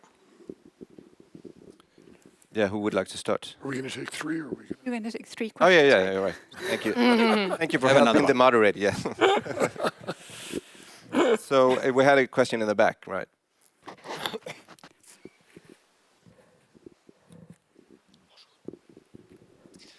Hi, thank you. My name is Carl Lenz. I work for the Swedish MFA. I have a question, maybe primarily targeted towards Helena, but obviously happy to hear Michael and Åsa's thoughts on the question as well. You mentioned the connection between security and development, and the fact that development has obviously been a tool to export overcapacity. But I was wondering, now that the Chinese government is facing obvious economic challenges domestically, how much is that going to impact their development model going forward? And do you think that might be a reason for why China's development model abroad might change? Thanks. Thank you. And then we have a question here at the front. Thank you, Oscar. I'm Camilla Lindström-Rabinder, also from the MFA. I just sort of peeked at a long report from Aid Data, Åsa, which is, I didn't read it all because it's huge, it's like 400 pages. But it basically claims that China's development cooperation, I mean, aid, is diminishing rapidly. And it's basically lending on more or less commercial terms that is huge and growing, and that's most of what China does these days. Then on the other hand, now I look at Michael, the US is no longer a player in development cooperation either. And given the global circumstances that we find ourselves, I start to wonder where Europe will be in all of this in 10 years. Do we see the end of traditional development cooperation, or what are we looking at? It's, I mean, it's a bit of a philosophical and open-ended question. Thank you. Thank you, Camilla. Okay, so many questions and many possibilities to answer here. Who would like to start? I can. Yeah, Elena. I'll get to your question in a moment, Carl. A quick point maybe on the sort of China as a creditor, not a donor, and what this looks like in the regions we've looked at, and I think we've all probably looked at different regions of the world. So I think generally speaking, we don't have access to a lot of these contracts, right? So we don't know exactly what the clauses are in there, but there's a limited number of cases that I have seen where China gets sort of ownership over infrastructure, even over a limited period of time. They exist, but it doesn't seem to be the majority of cases. We have seen, I think, in particular in Africa, and I don't know, Franklin maybe has more to say about this, also many cases where countries can't repay their debt, and what ends up happening is a very long process of debt restructuring and debt renegotiation that tends to drag on. And this gets, I think, very technical. Maybe Åsa and Michael can get a bit more into the details. But it doesn't seem to be the case that China or Chinese lenders always go after the infrastructure afterwards. At least I haven't seen the evidence.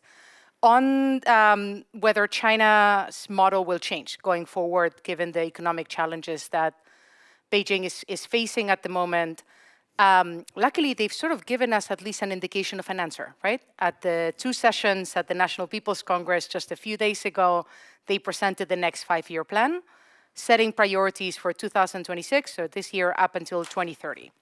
What this document tells me, it's very much a document of continuity, I think. The focus remains, I think, quite squarely on upgrading industry and manufacturing, and on strengthening the use of technologies, both existing and emerging technologies.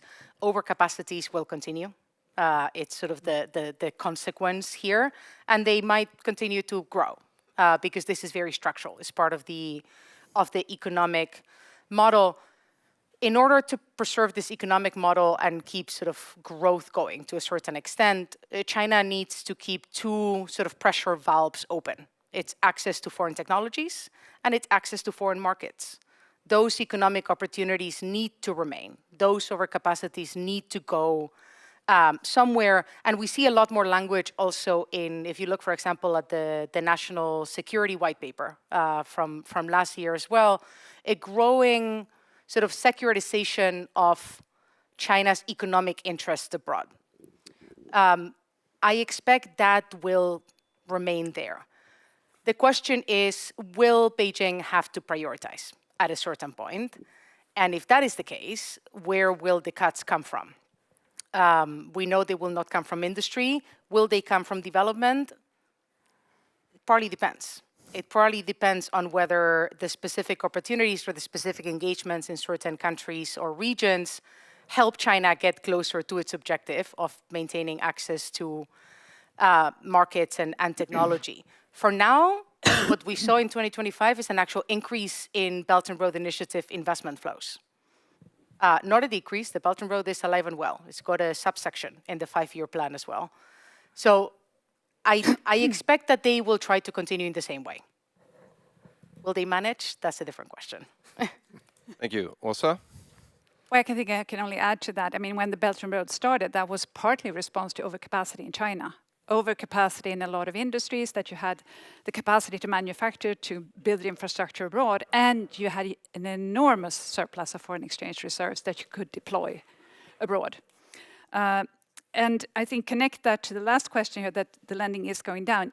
Yes, we see a downward trend, but at the same time, we will see repayments coming back. So there will be a replenishment, to put it that way, of funding that comes back and that can be lent to new projects abroad, essentially. So we'll see if it's really a dramatic change, or if it will continue on a lower level going forward as well. I mean, I can add just a couple of quick additional thoughts. First on the ownership question, for many of these projects, Beijing does not want ownership, in large part because they understand that when they are making loans that are not performing, you don't want to be left holding the bag on a non-performing or defective project. So by and large, they would prefer that their development partners maintain ownership, maintain a payback schedule in this, sort of endlessly recalculated process, as opposed to have to now own a project themselves that is not performing and is not economically viable. I think we have seen in the aid data, analysis that there does appear to be a drop-off right now in PRC development finance. Whether or not that's sustainable is very hard to tell. There's a lot of static in the data. I would offer, and this is not particularly well-founded, but sort of observational, that I think it correlates, even if causation is hard to find, with the domestic economic problems in Beijing. Chinese banks are not in a position now, as they were 10, 20 years ago, to be extending non-performing loans in the global south because of domestic economic cross pressures. And so how those two things link together, I think is really interesting and merits a little bit more attention. On the last point about U.S.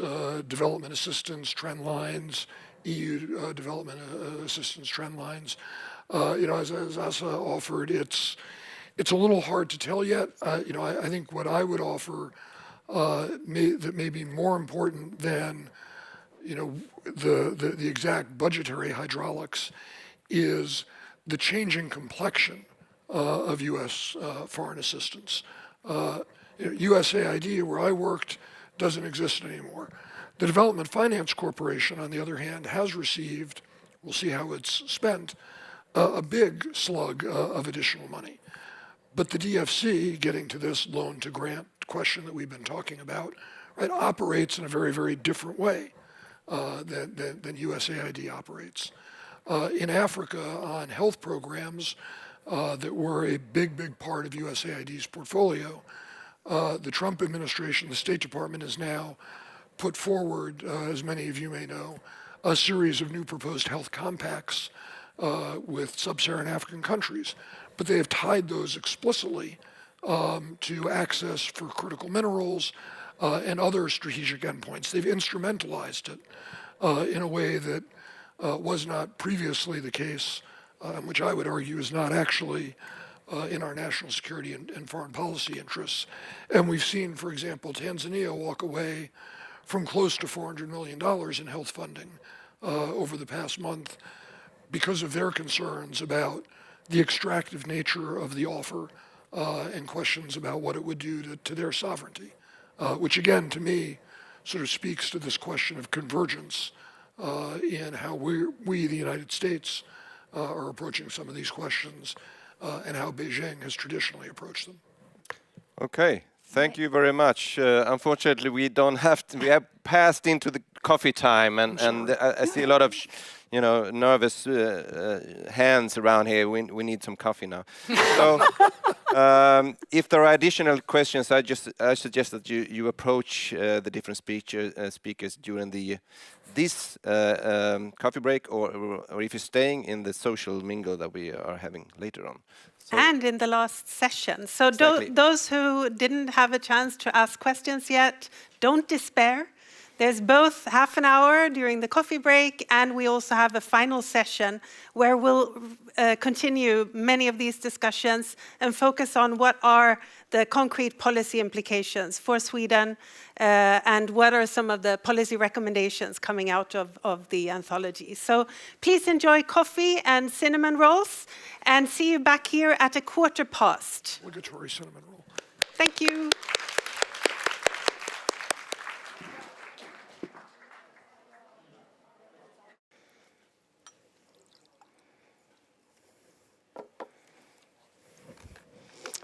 Okay, it is time for the grand finale of today, and we are now going to focus a bit on sort of what are the policy implications of all this. We've covered so much ground in the last couple of hours. What does this all mean for Sweden and Swedish development cooperation? What should Sweden do more? What should Sweden do less? Joining us for this discussion, we have an extremely qualified panel with lots of experience in development aid and cooperation. So next to me here is Love Theodosiadis, who works at SIDA in the chief economist team. And next to him is Gillian Popkins, who is the Chief Commissioner of ICAI, which is the UK equivalent of EBA. And then next to her is Rolf Schwarz, who works at the OECD DAC and has a long background in development cooperation, and including on China.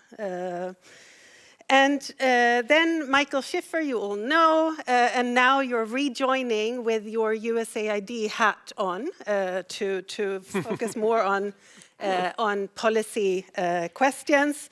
And then we have Sofia Ledberg, who heads the political section at the Swedish Institute of International Affairs, UI, the National Knowledge Center on China. So thank you so much for joining us. I'd like to start with, and most of you, or you three, were all members of the reference group of this study, so it's only Sofia who hasn't been a part of this project over the past year. But Love, maybe to start with you then. You don't have a China background. Was there anything that really stood out or surprised you when it came to the findings during this project and the policy recommendations that the authors make? Yeah, thanks a lot. So it's true, I don't have a China background, which was one of the reasons why I wanted to join the reference group, because both to learn myself, and I think there's a lot of learning to be done for a development organization like SIDA, but also for development partners in general about China and China's role. So I think there's plenty of things that stood out, because a lot of things were new to me. I've been posted abroad in Mozambique and Tanzania for 8 years, so you always have observed China as a development partner, being there, being very active in construction, various types of economic activity, but with no dialogue at all with China. Being such a big development player in those contexts, I always found that a little bit awkward.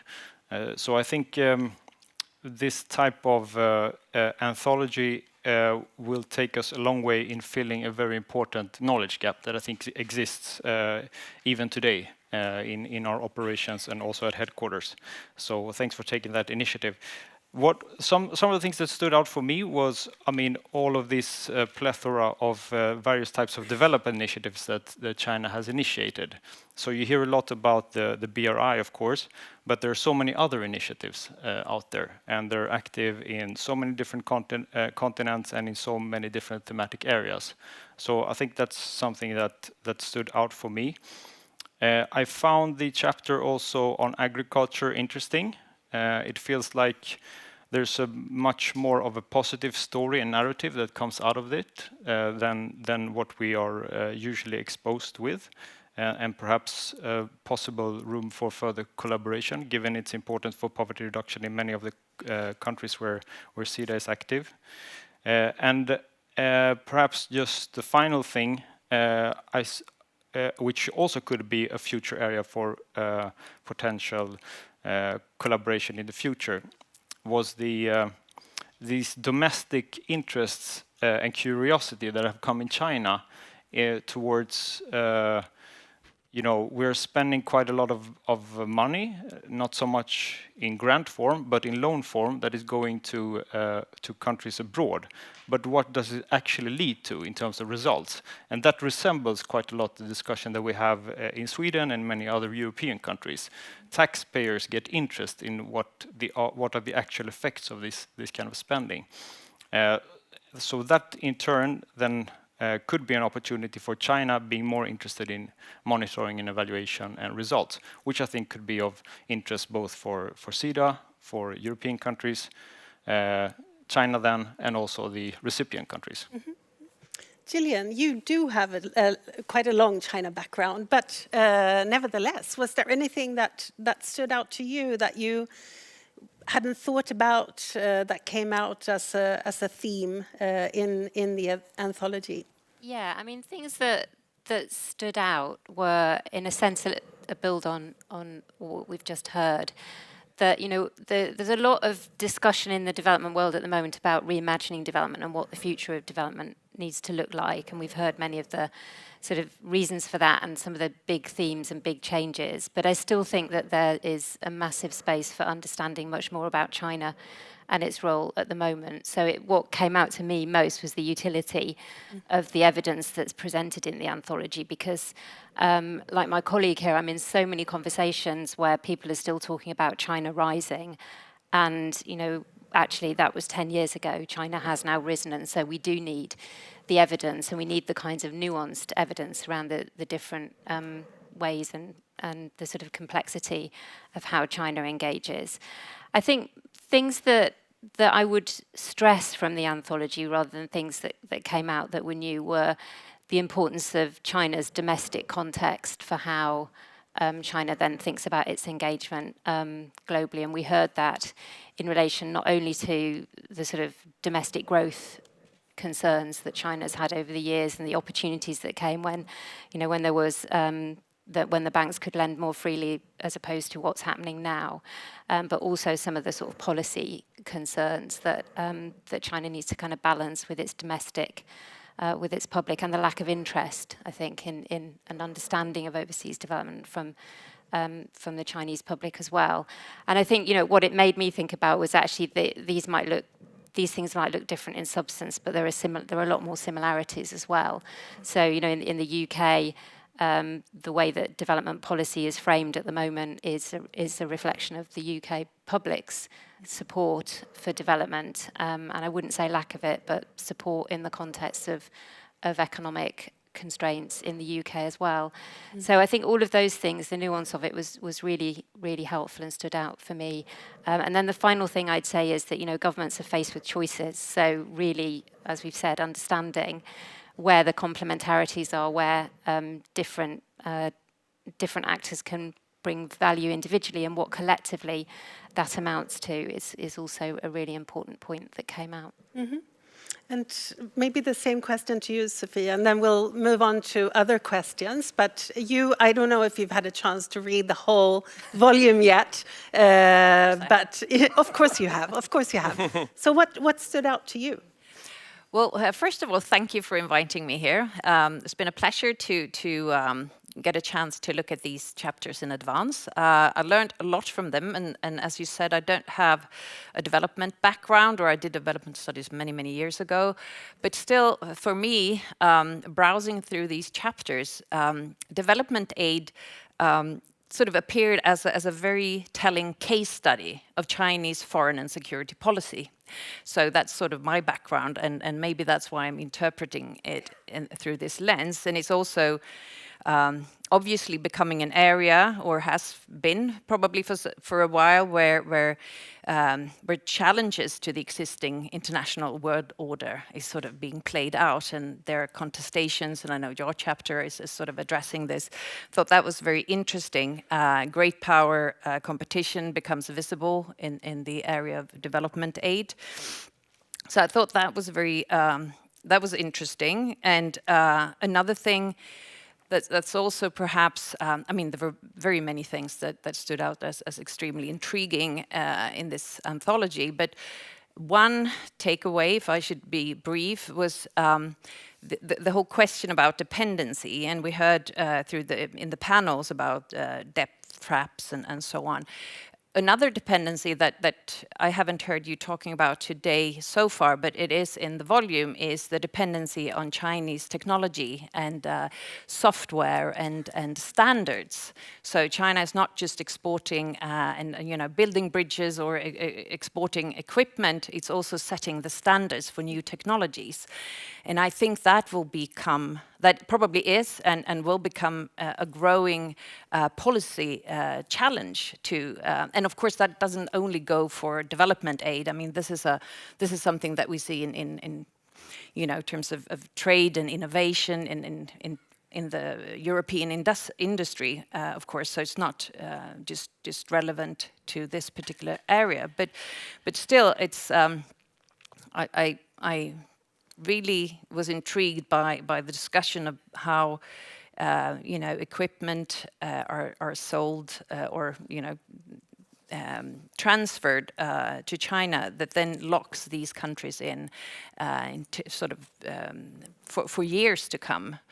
And on that note, I think that sort of something that European policymakers probably should think about is how, I mean, we see this and I think two of the examples that we use for electrical vehicles and green technology.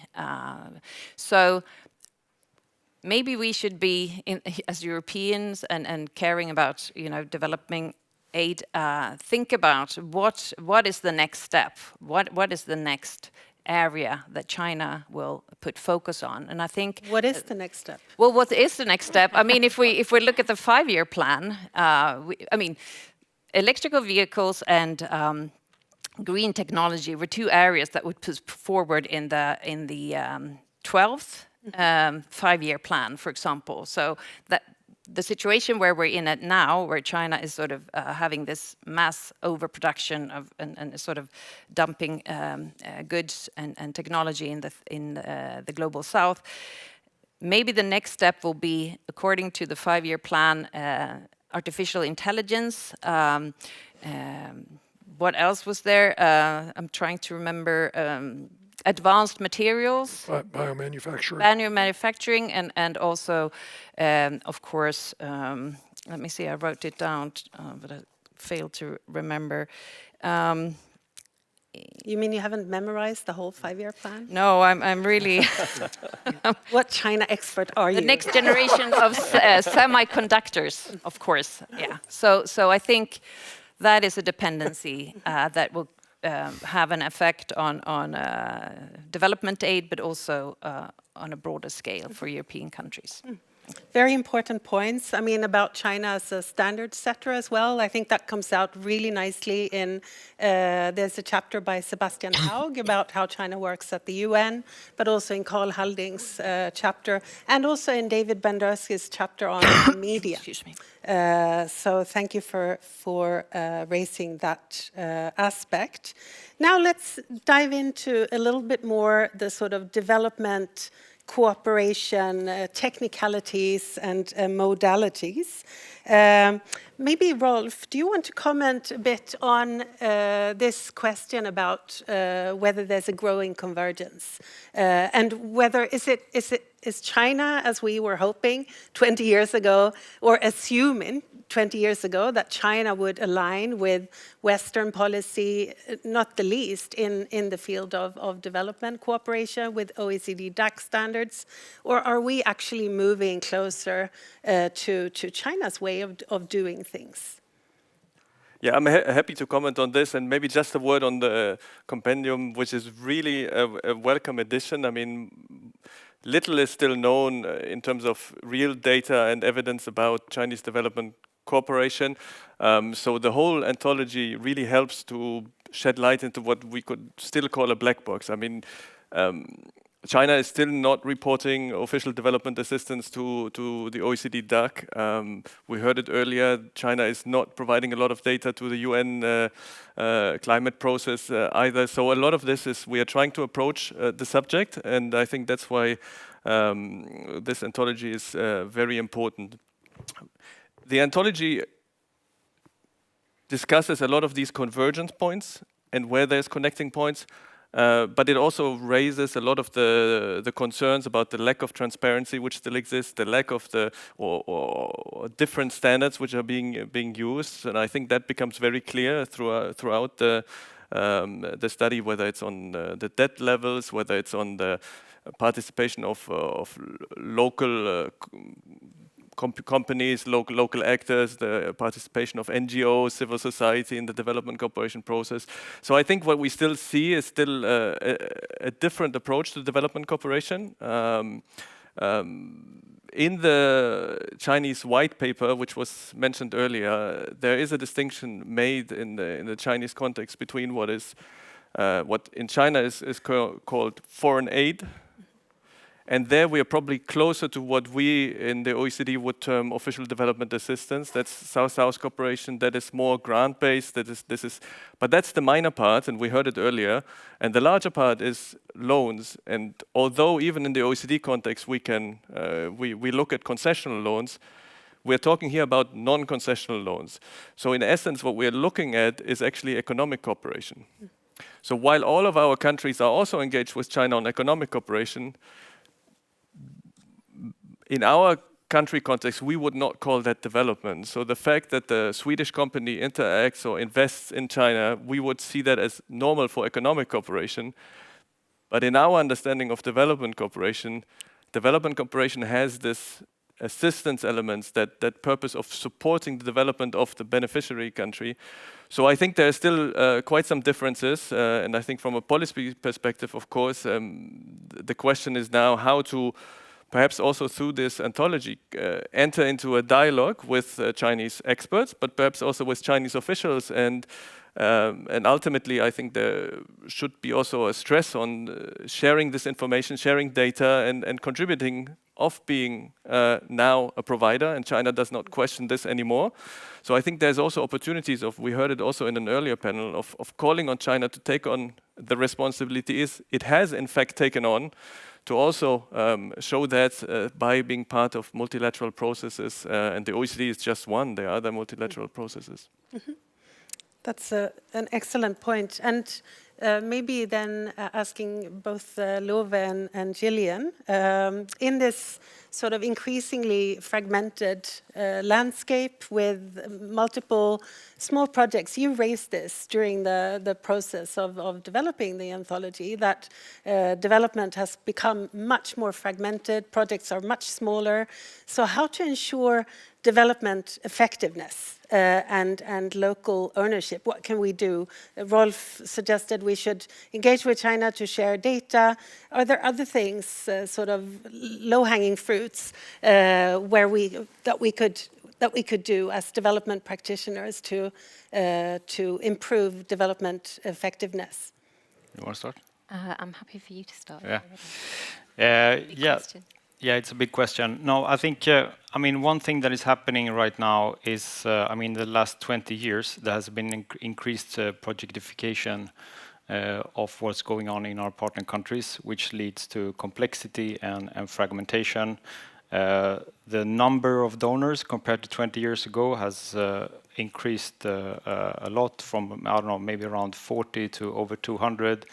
The number of projects have skyrocketed. The size of projects has gone down to half, and all this is based on recent World Bank data. And of course, this creates a very demanding situation for our partner countries. I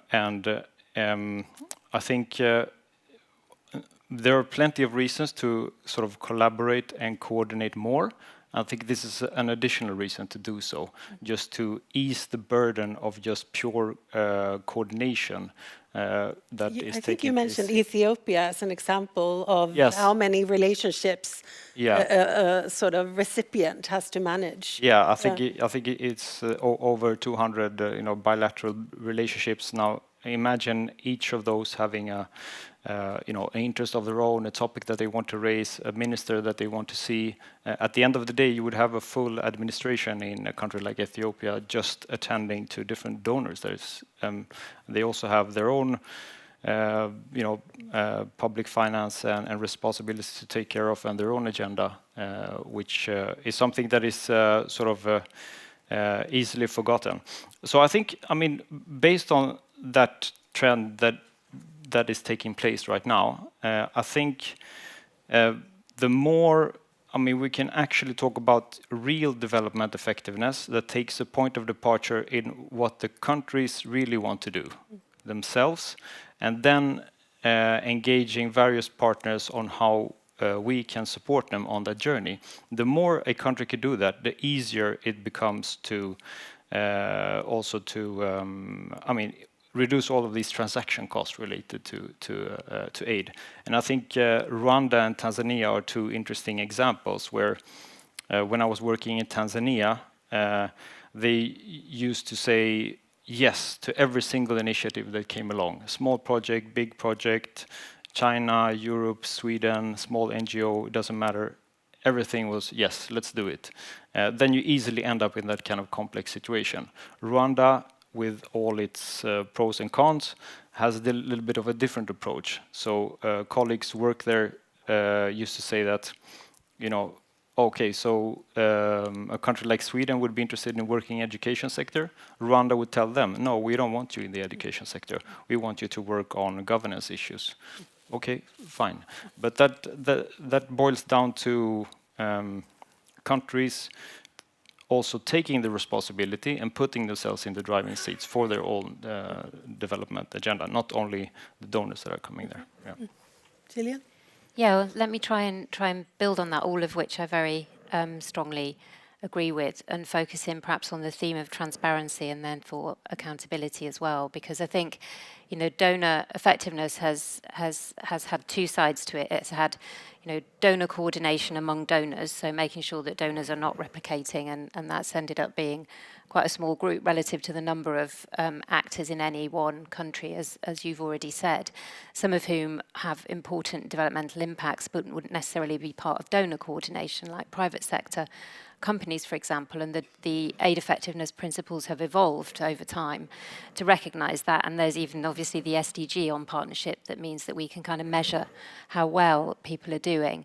But the core part of that, the accountability part of that, and the leadership of countries themselves in delivering a national development agenda has, I think, come much more to the forefront in recent years, and I think that's a good thing. And therefore understanding where, as I said earlier, where each donor can add something, but where collectively donors can work together to increase effectiveness, has to at least take into account what China is doing, how much it's spending, how well it's working, whether or not it is formally part of those kind of processes that Rolf was talking about. And so, how you do that is, there's not only one way to do that. I think it's also different ways of collaborating with China so that we can understand how China is thinking and learning, because China is interested in learning how to do development well, is a key part of it. So the two sort of sides go together. We'll get, the more understanding there is that will come through collaboration, then the more potential for collaboration, effective collaboration there will be. But this idea that actually we do need to listen to the voices of developing countries themselves as the starting point and as the primary accountability to citizens in those countries has I think, re-emerged in a positive way. We now need to think about how that can work in such a complex environment. Excellent. And I will prepare now for questions, because in a moment we will turn to you. But before we do that, a question for Michael. Is based on your, I know you've only been here once before in Stockholm, or? I've been here You've been here a few times. I will spare everybody the story of my childhood trauma. Yes, yeah. I've been here a few times. You've been here a number of times. From your perspective, and based on our discussions and working on this anthology, what do you think are Sweden's comparative advantages? What should Sweden focus on now, assuming we still have something called development aid in 10 years' time. But yeah, what should Sweden focus on, or more broadly, perhaps the European Union? I mean, I guess I would offer, and we talked about this a little bit earlier already, that from my perspective, the software part of development assistance is just as important as the hardware part when we talk about how do we improve development effectiveness, and all of the standards that have been the hallmarks of Sweden's and Western development practices over the past several decades, building strong democracies, free press, transparency, anti-corruption, vibrant civil societies, and the like. These are not just moral goods. They are critical enablers for economic growth. And I think we see that in the data. I mean, if you look at that the aid data study from at the College of William and Mary, one of the things that pops out from that is that for many PRC sort of hardware infrastructure focused development projects, you can goose your gross development product for 5 to 7 years by dropping a bridge on somebody's head. Or dropping a road on somebody's head. But in order for development projects to actually be sustainable and to create virtuous cycles of economic growth and betterment for societies, that entire package of behaviors needs to also travel with it. And I offer that with full awareness of where things are at when it comes to democratic resilience in my own country and elsewhere right now. But I think as we talk about what really drives sustainable development outcomes, I think that part of the package is incredibly important, and that part of the package is something where Sweden, other Nordic countries, the EU, have some unique attributes and a power of example and aspiration that can be offered. I mean, of course, we like to hear that in Sweden, but isn't China the very example that actually you don't need these institutions, and you don't need transparency, and you don't need political participation in order to achieve economic growth? I mean, that's the big elephant in the room, and that's what China is also now projecting as a leader of the developing world, that actually you don't need all these things, all these norms and institutions that Western donors have been trying to sell to you. But I'll just, maybe a two-finger on that, and then Love wants to come in. I guess I would say, to quote a former Chinese leader, it's too early to tell.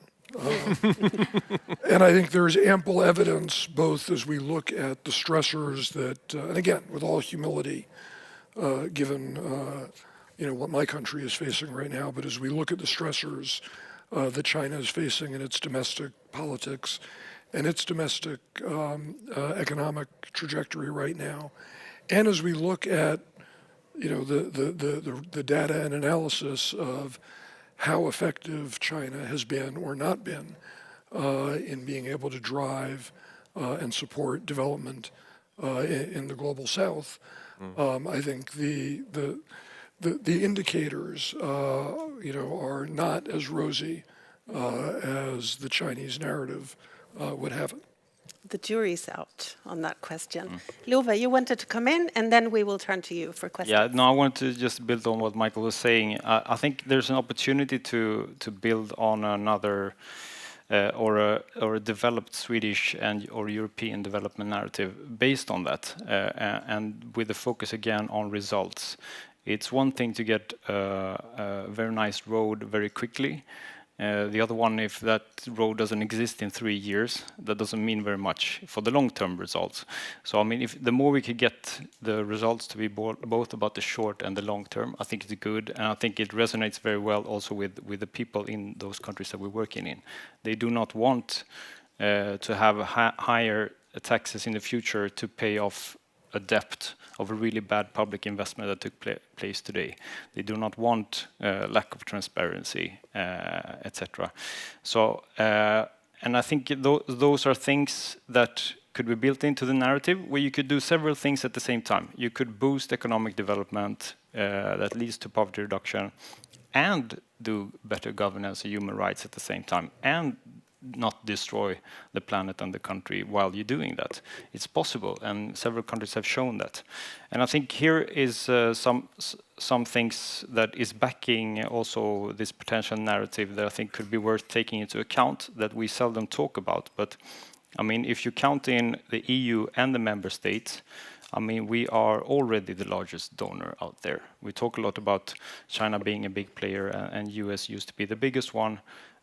Now we are the biggest one. That is a door opener. If you take EU plus the UK together, that's the largest provider of foreign direct investment in Africa in the last 20 years already. Maybe in our head it was China or it was US, but it's actually EU. And I think these are door openers to conversations that need to take place in those countries, where we could show them how to support them in a stronger development path moving forward that leads to both short-term and long-term results. Thank you. Okay, it is time for questions from the audience. Raise your hands and we'll take 3 questions at a time. Yes, we have a question over there. Hi, my name is Paul Fries. I'm a researcher focused on social movements and political conflict.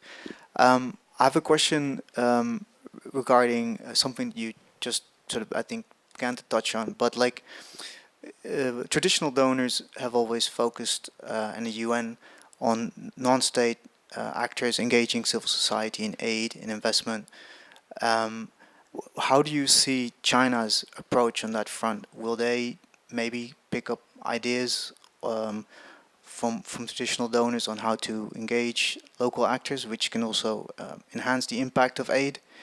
And in addition to that, what is the perspective from the global south, from local civil society, on this massive influx of Chinese aid? Are they going to contend and try to be part of the aid projects? What is the perspective, what's the voices of the global south on China's rise in aid? Thank you. Let's see if we have any more questions, and we'll collect a few. Yes, please. Yes, and then at the back. Please. Thank you. My name is Putumani, and I'm a doctoral student at Karolinska Institutet. And my research is on improving outcomes in severe pediatric infections in mostly sub-Saharan Africa.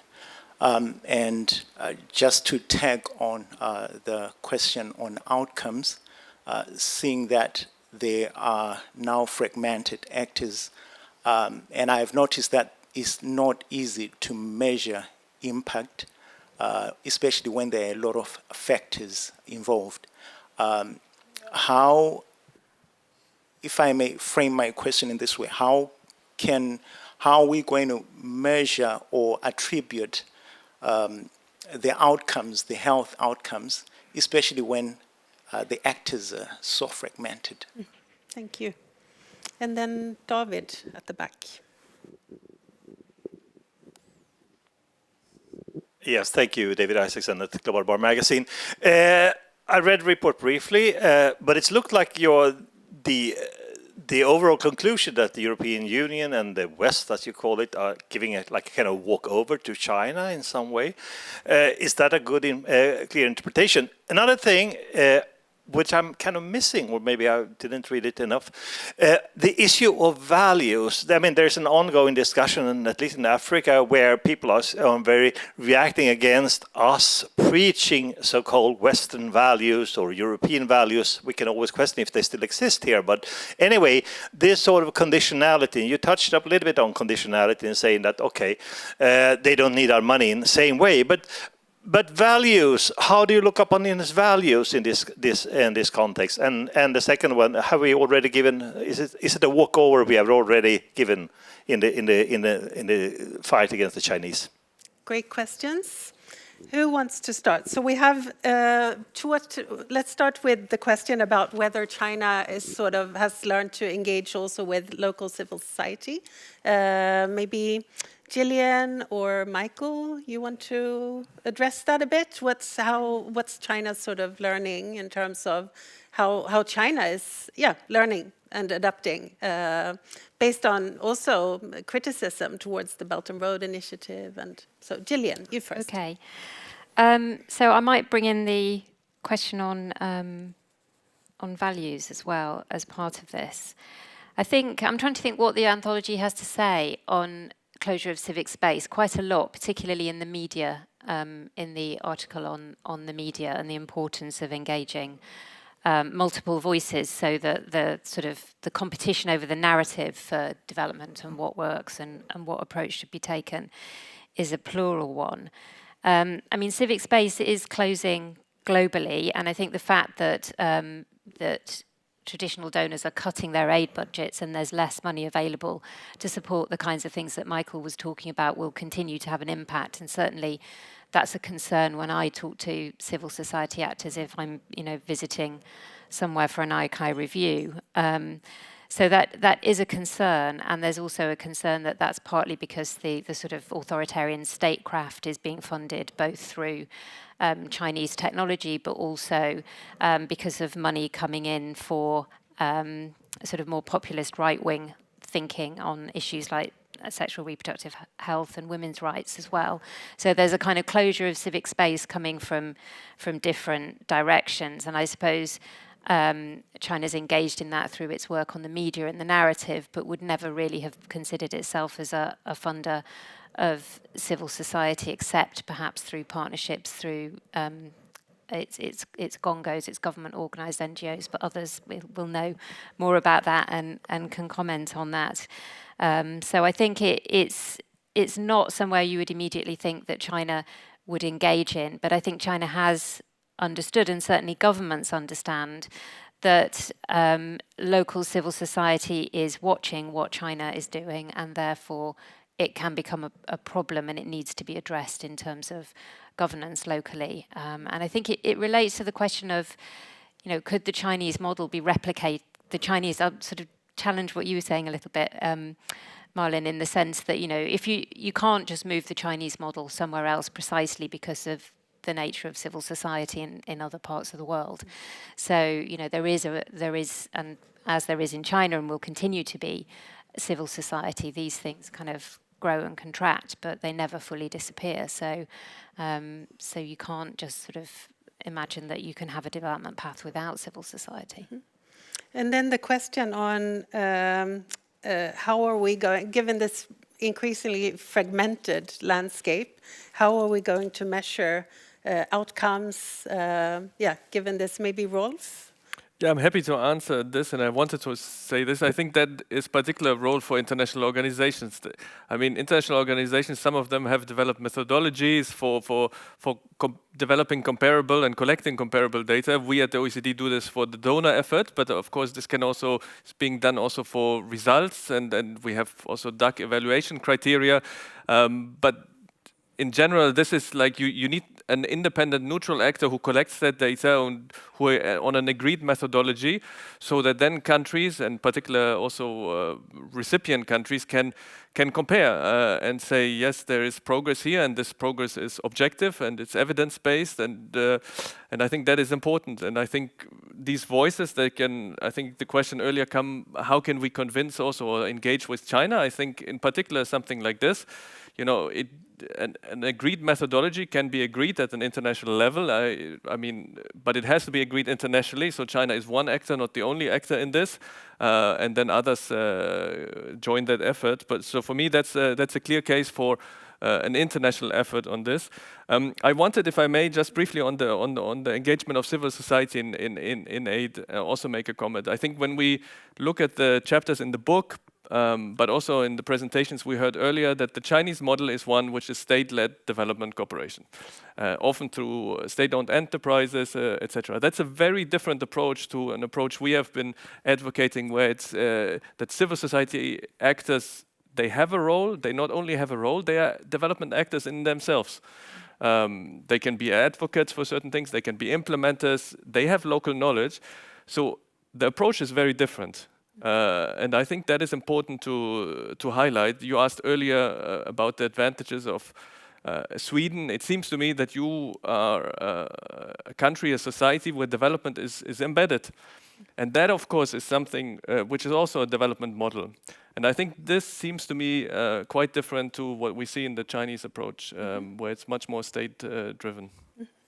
Then on Sophia, do you want to come in? No, I just a brief comment. I mean, a lot smart things have been said about civil society, but I'm just thinking about how China, in its domestic policy, has been treating civil society organizations, as we heard in one of the panels of how going from a quite blooming, I think it was you who said that, to a very repressive sort of approach towards them, you know, using civil society actors where they can implement Communist Party policies, you know, in non-threatening areas. So I very much, it's not surprising to hear that, you know, it's a state-led government, or sort of state-led approach to development that China is taking, and that civic spaces shrinking, and also coupled to that, as someone touched upon just briefly, the export of authoritarian surveillance mechanisms and political control mechanisms also speaks against, you know, an inclusive approach, because governments in recipient countries may have different interests. I mean, if you talk about civil society and political leaderships, might not be the same. Yeah, thank you. Michael and Love, you get to represent Western values in the panel now. So you get to represent the West. Answer the question, have you done a complete walkover? Are we just giving up on the values that we said we were standing for in the past? Will SIDA in Sweden sort of move towards a more transactional model, less human rights, less gender equality, less of these soft issues, and just go towards the transactional model? I will speak for myself. I don't represent the West. Anybody beyond that, and sometimes I don't even represent myself. But I would offer, and I was having a terrific conversation with some of SIDA's interns over the coffee break. You know, I think the reality that we need to face on this question is that we are at a much bigger and more plastic moment in the world's history. You know, I don't think this is hyperbolic to say that it is every bit akin to the world that we remade after 1815, after the Napoleonic Wars, to the world that was remade after 1945 and the Second World War. The old institutions, which lasted for 70, 80 years, which is by any historical standard and run pretty good, are now being swept out because they no longer fundamentally reflect the underlying geopolitical, geoeconomic, or geostrategic, you know, power structure of the world. And we have an opportunity to create new institutions. We may live up to that opportunity, we may fail in that opportunity, but that is the opportunity that we face now, and that we have now. So I don't think this is a question of a walkover. I do think it's a question of a moment of extreme uncertainty, instability, and opportunity, all wrapped together. And that, for me, places a premium on our being willing and able to stand and advocate for the models that we think reflect successful societies and how they can develop and evolve. You know, I will offer one example. You know, we were talking about you know, how one measures success from the old world, but one that I think is still informative for the new world that is, you know, yet being born, and that is the Republic of Korea and the Democratic People's Republic of Korea. It's very rare in this world that you get to actually do side-by-side tests of competing models.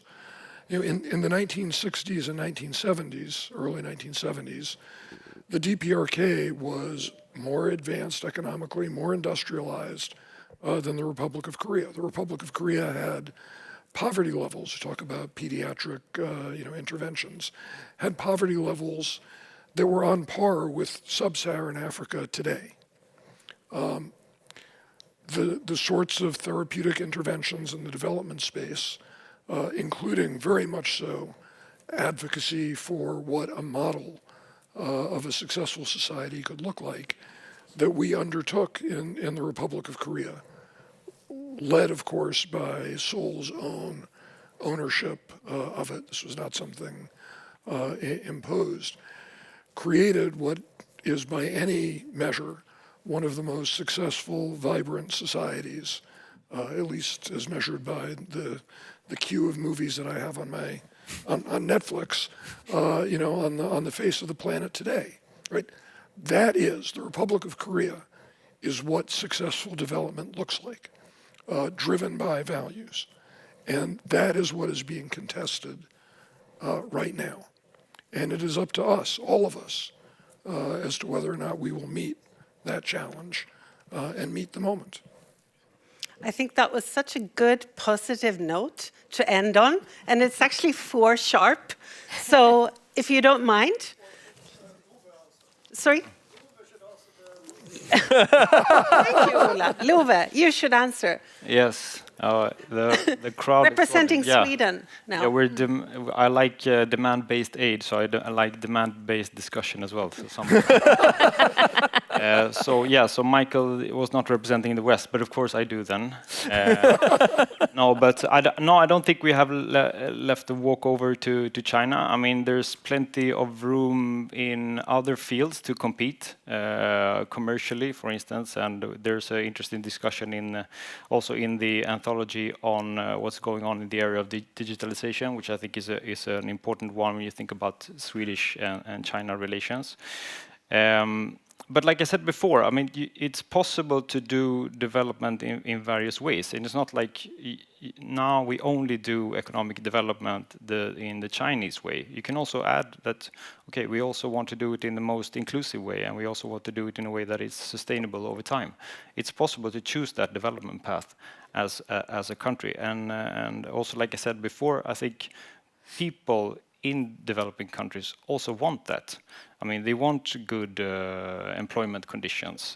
They want governance, including good economic governance. They don't want debt distress, having to pay, even more tax revenues in the future just to pay off debt. They want ESG. They want human rights. So I think there's a lot of things to build on there, and I think Sweden and EU can play that role without preaching, but just in a constructive way, see how we, in a pragmatic way, turn those values into pragmatic collaboration on a country level. And maybe, I mean, also to address David's question a bit, the importance of not engaging in colonial nostalgia, as a Chinese panelist put it in a panel I moderated. Because there is that problem where we're sort of mourning the past glorious days of Western development, where we were sort of the only player on the scene. So, and to see it as an opportunity to do better ourselves as well. So, thank you very much. Thank you. Thank you. Big applause.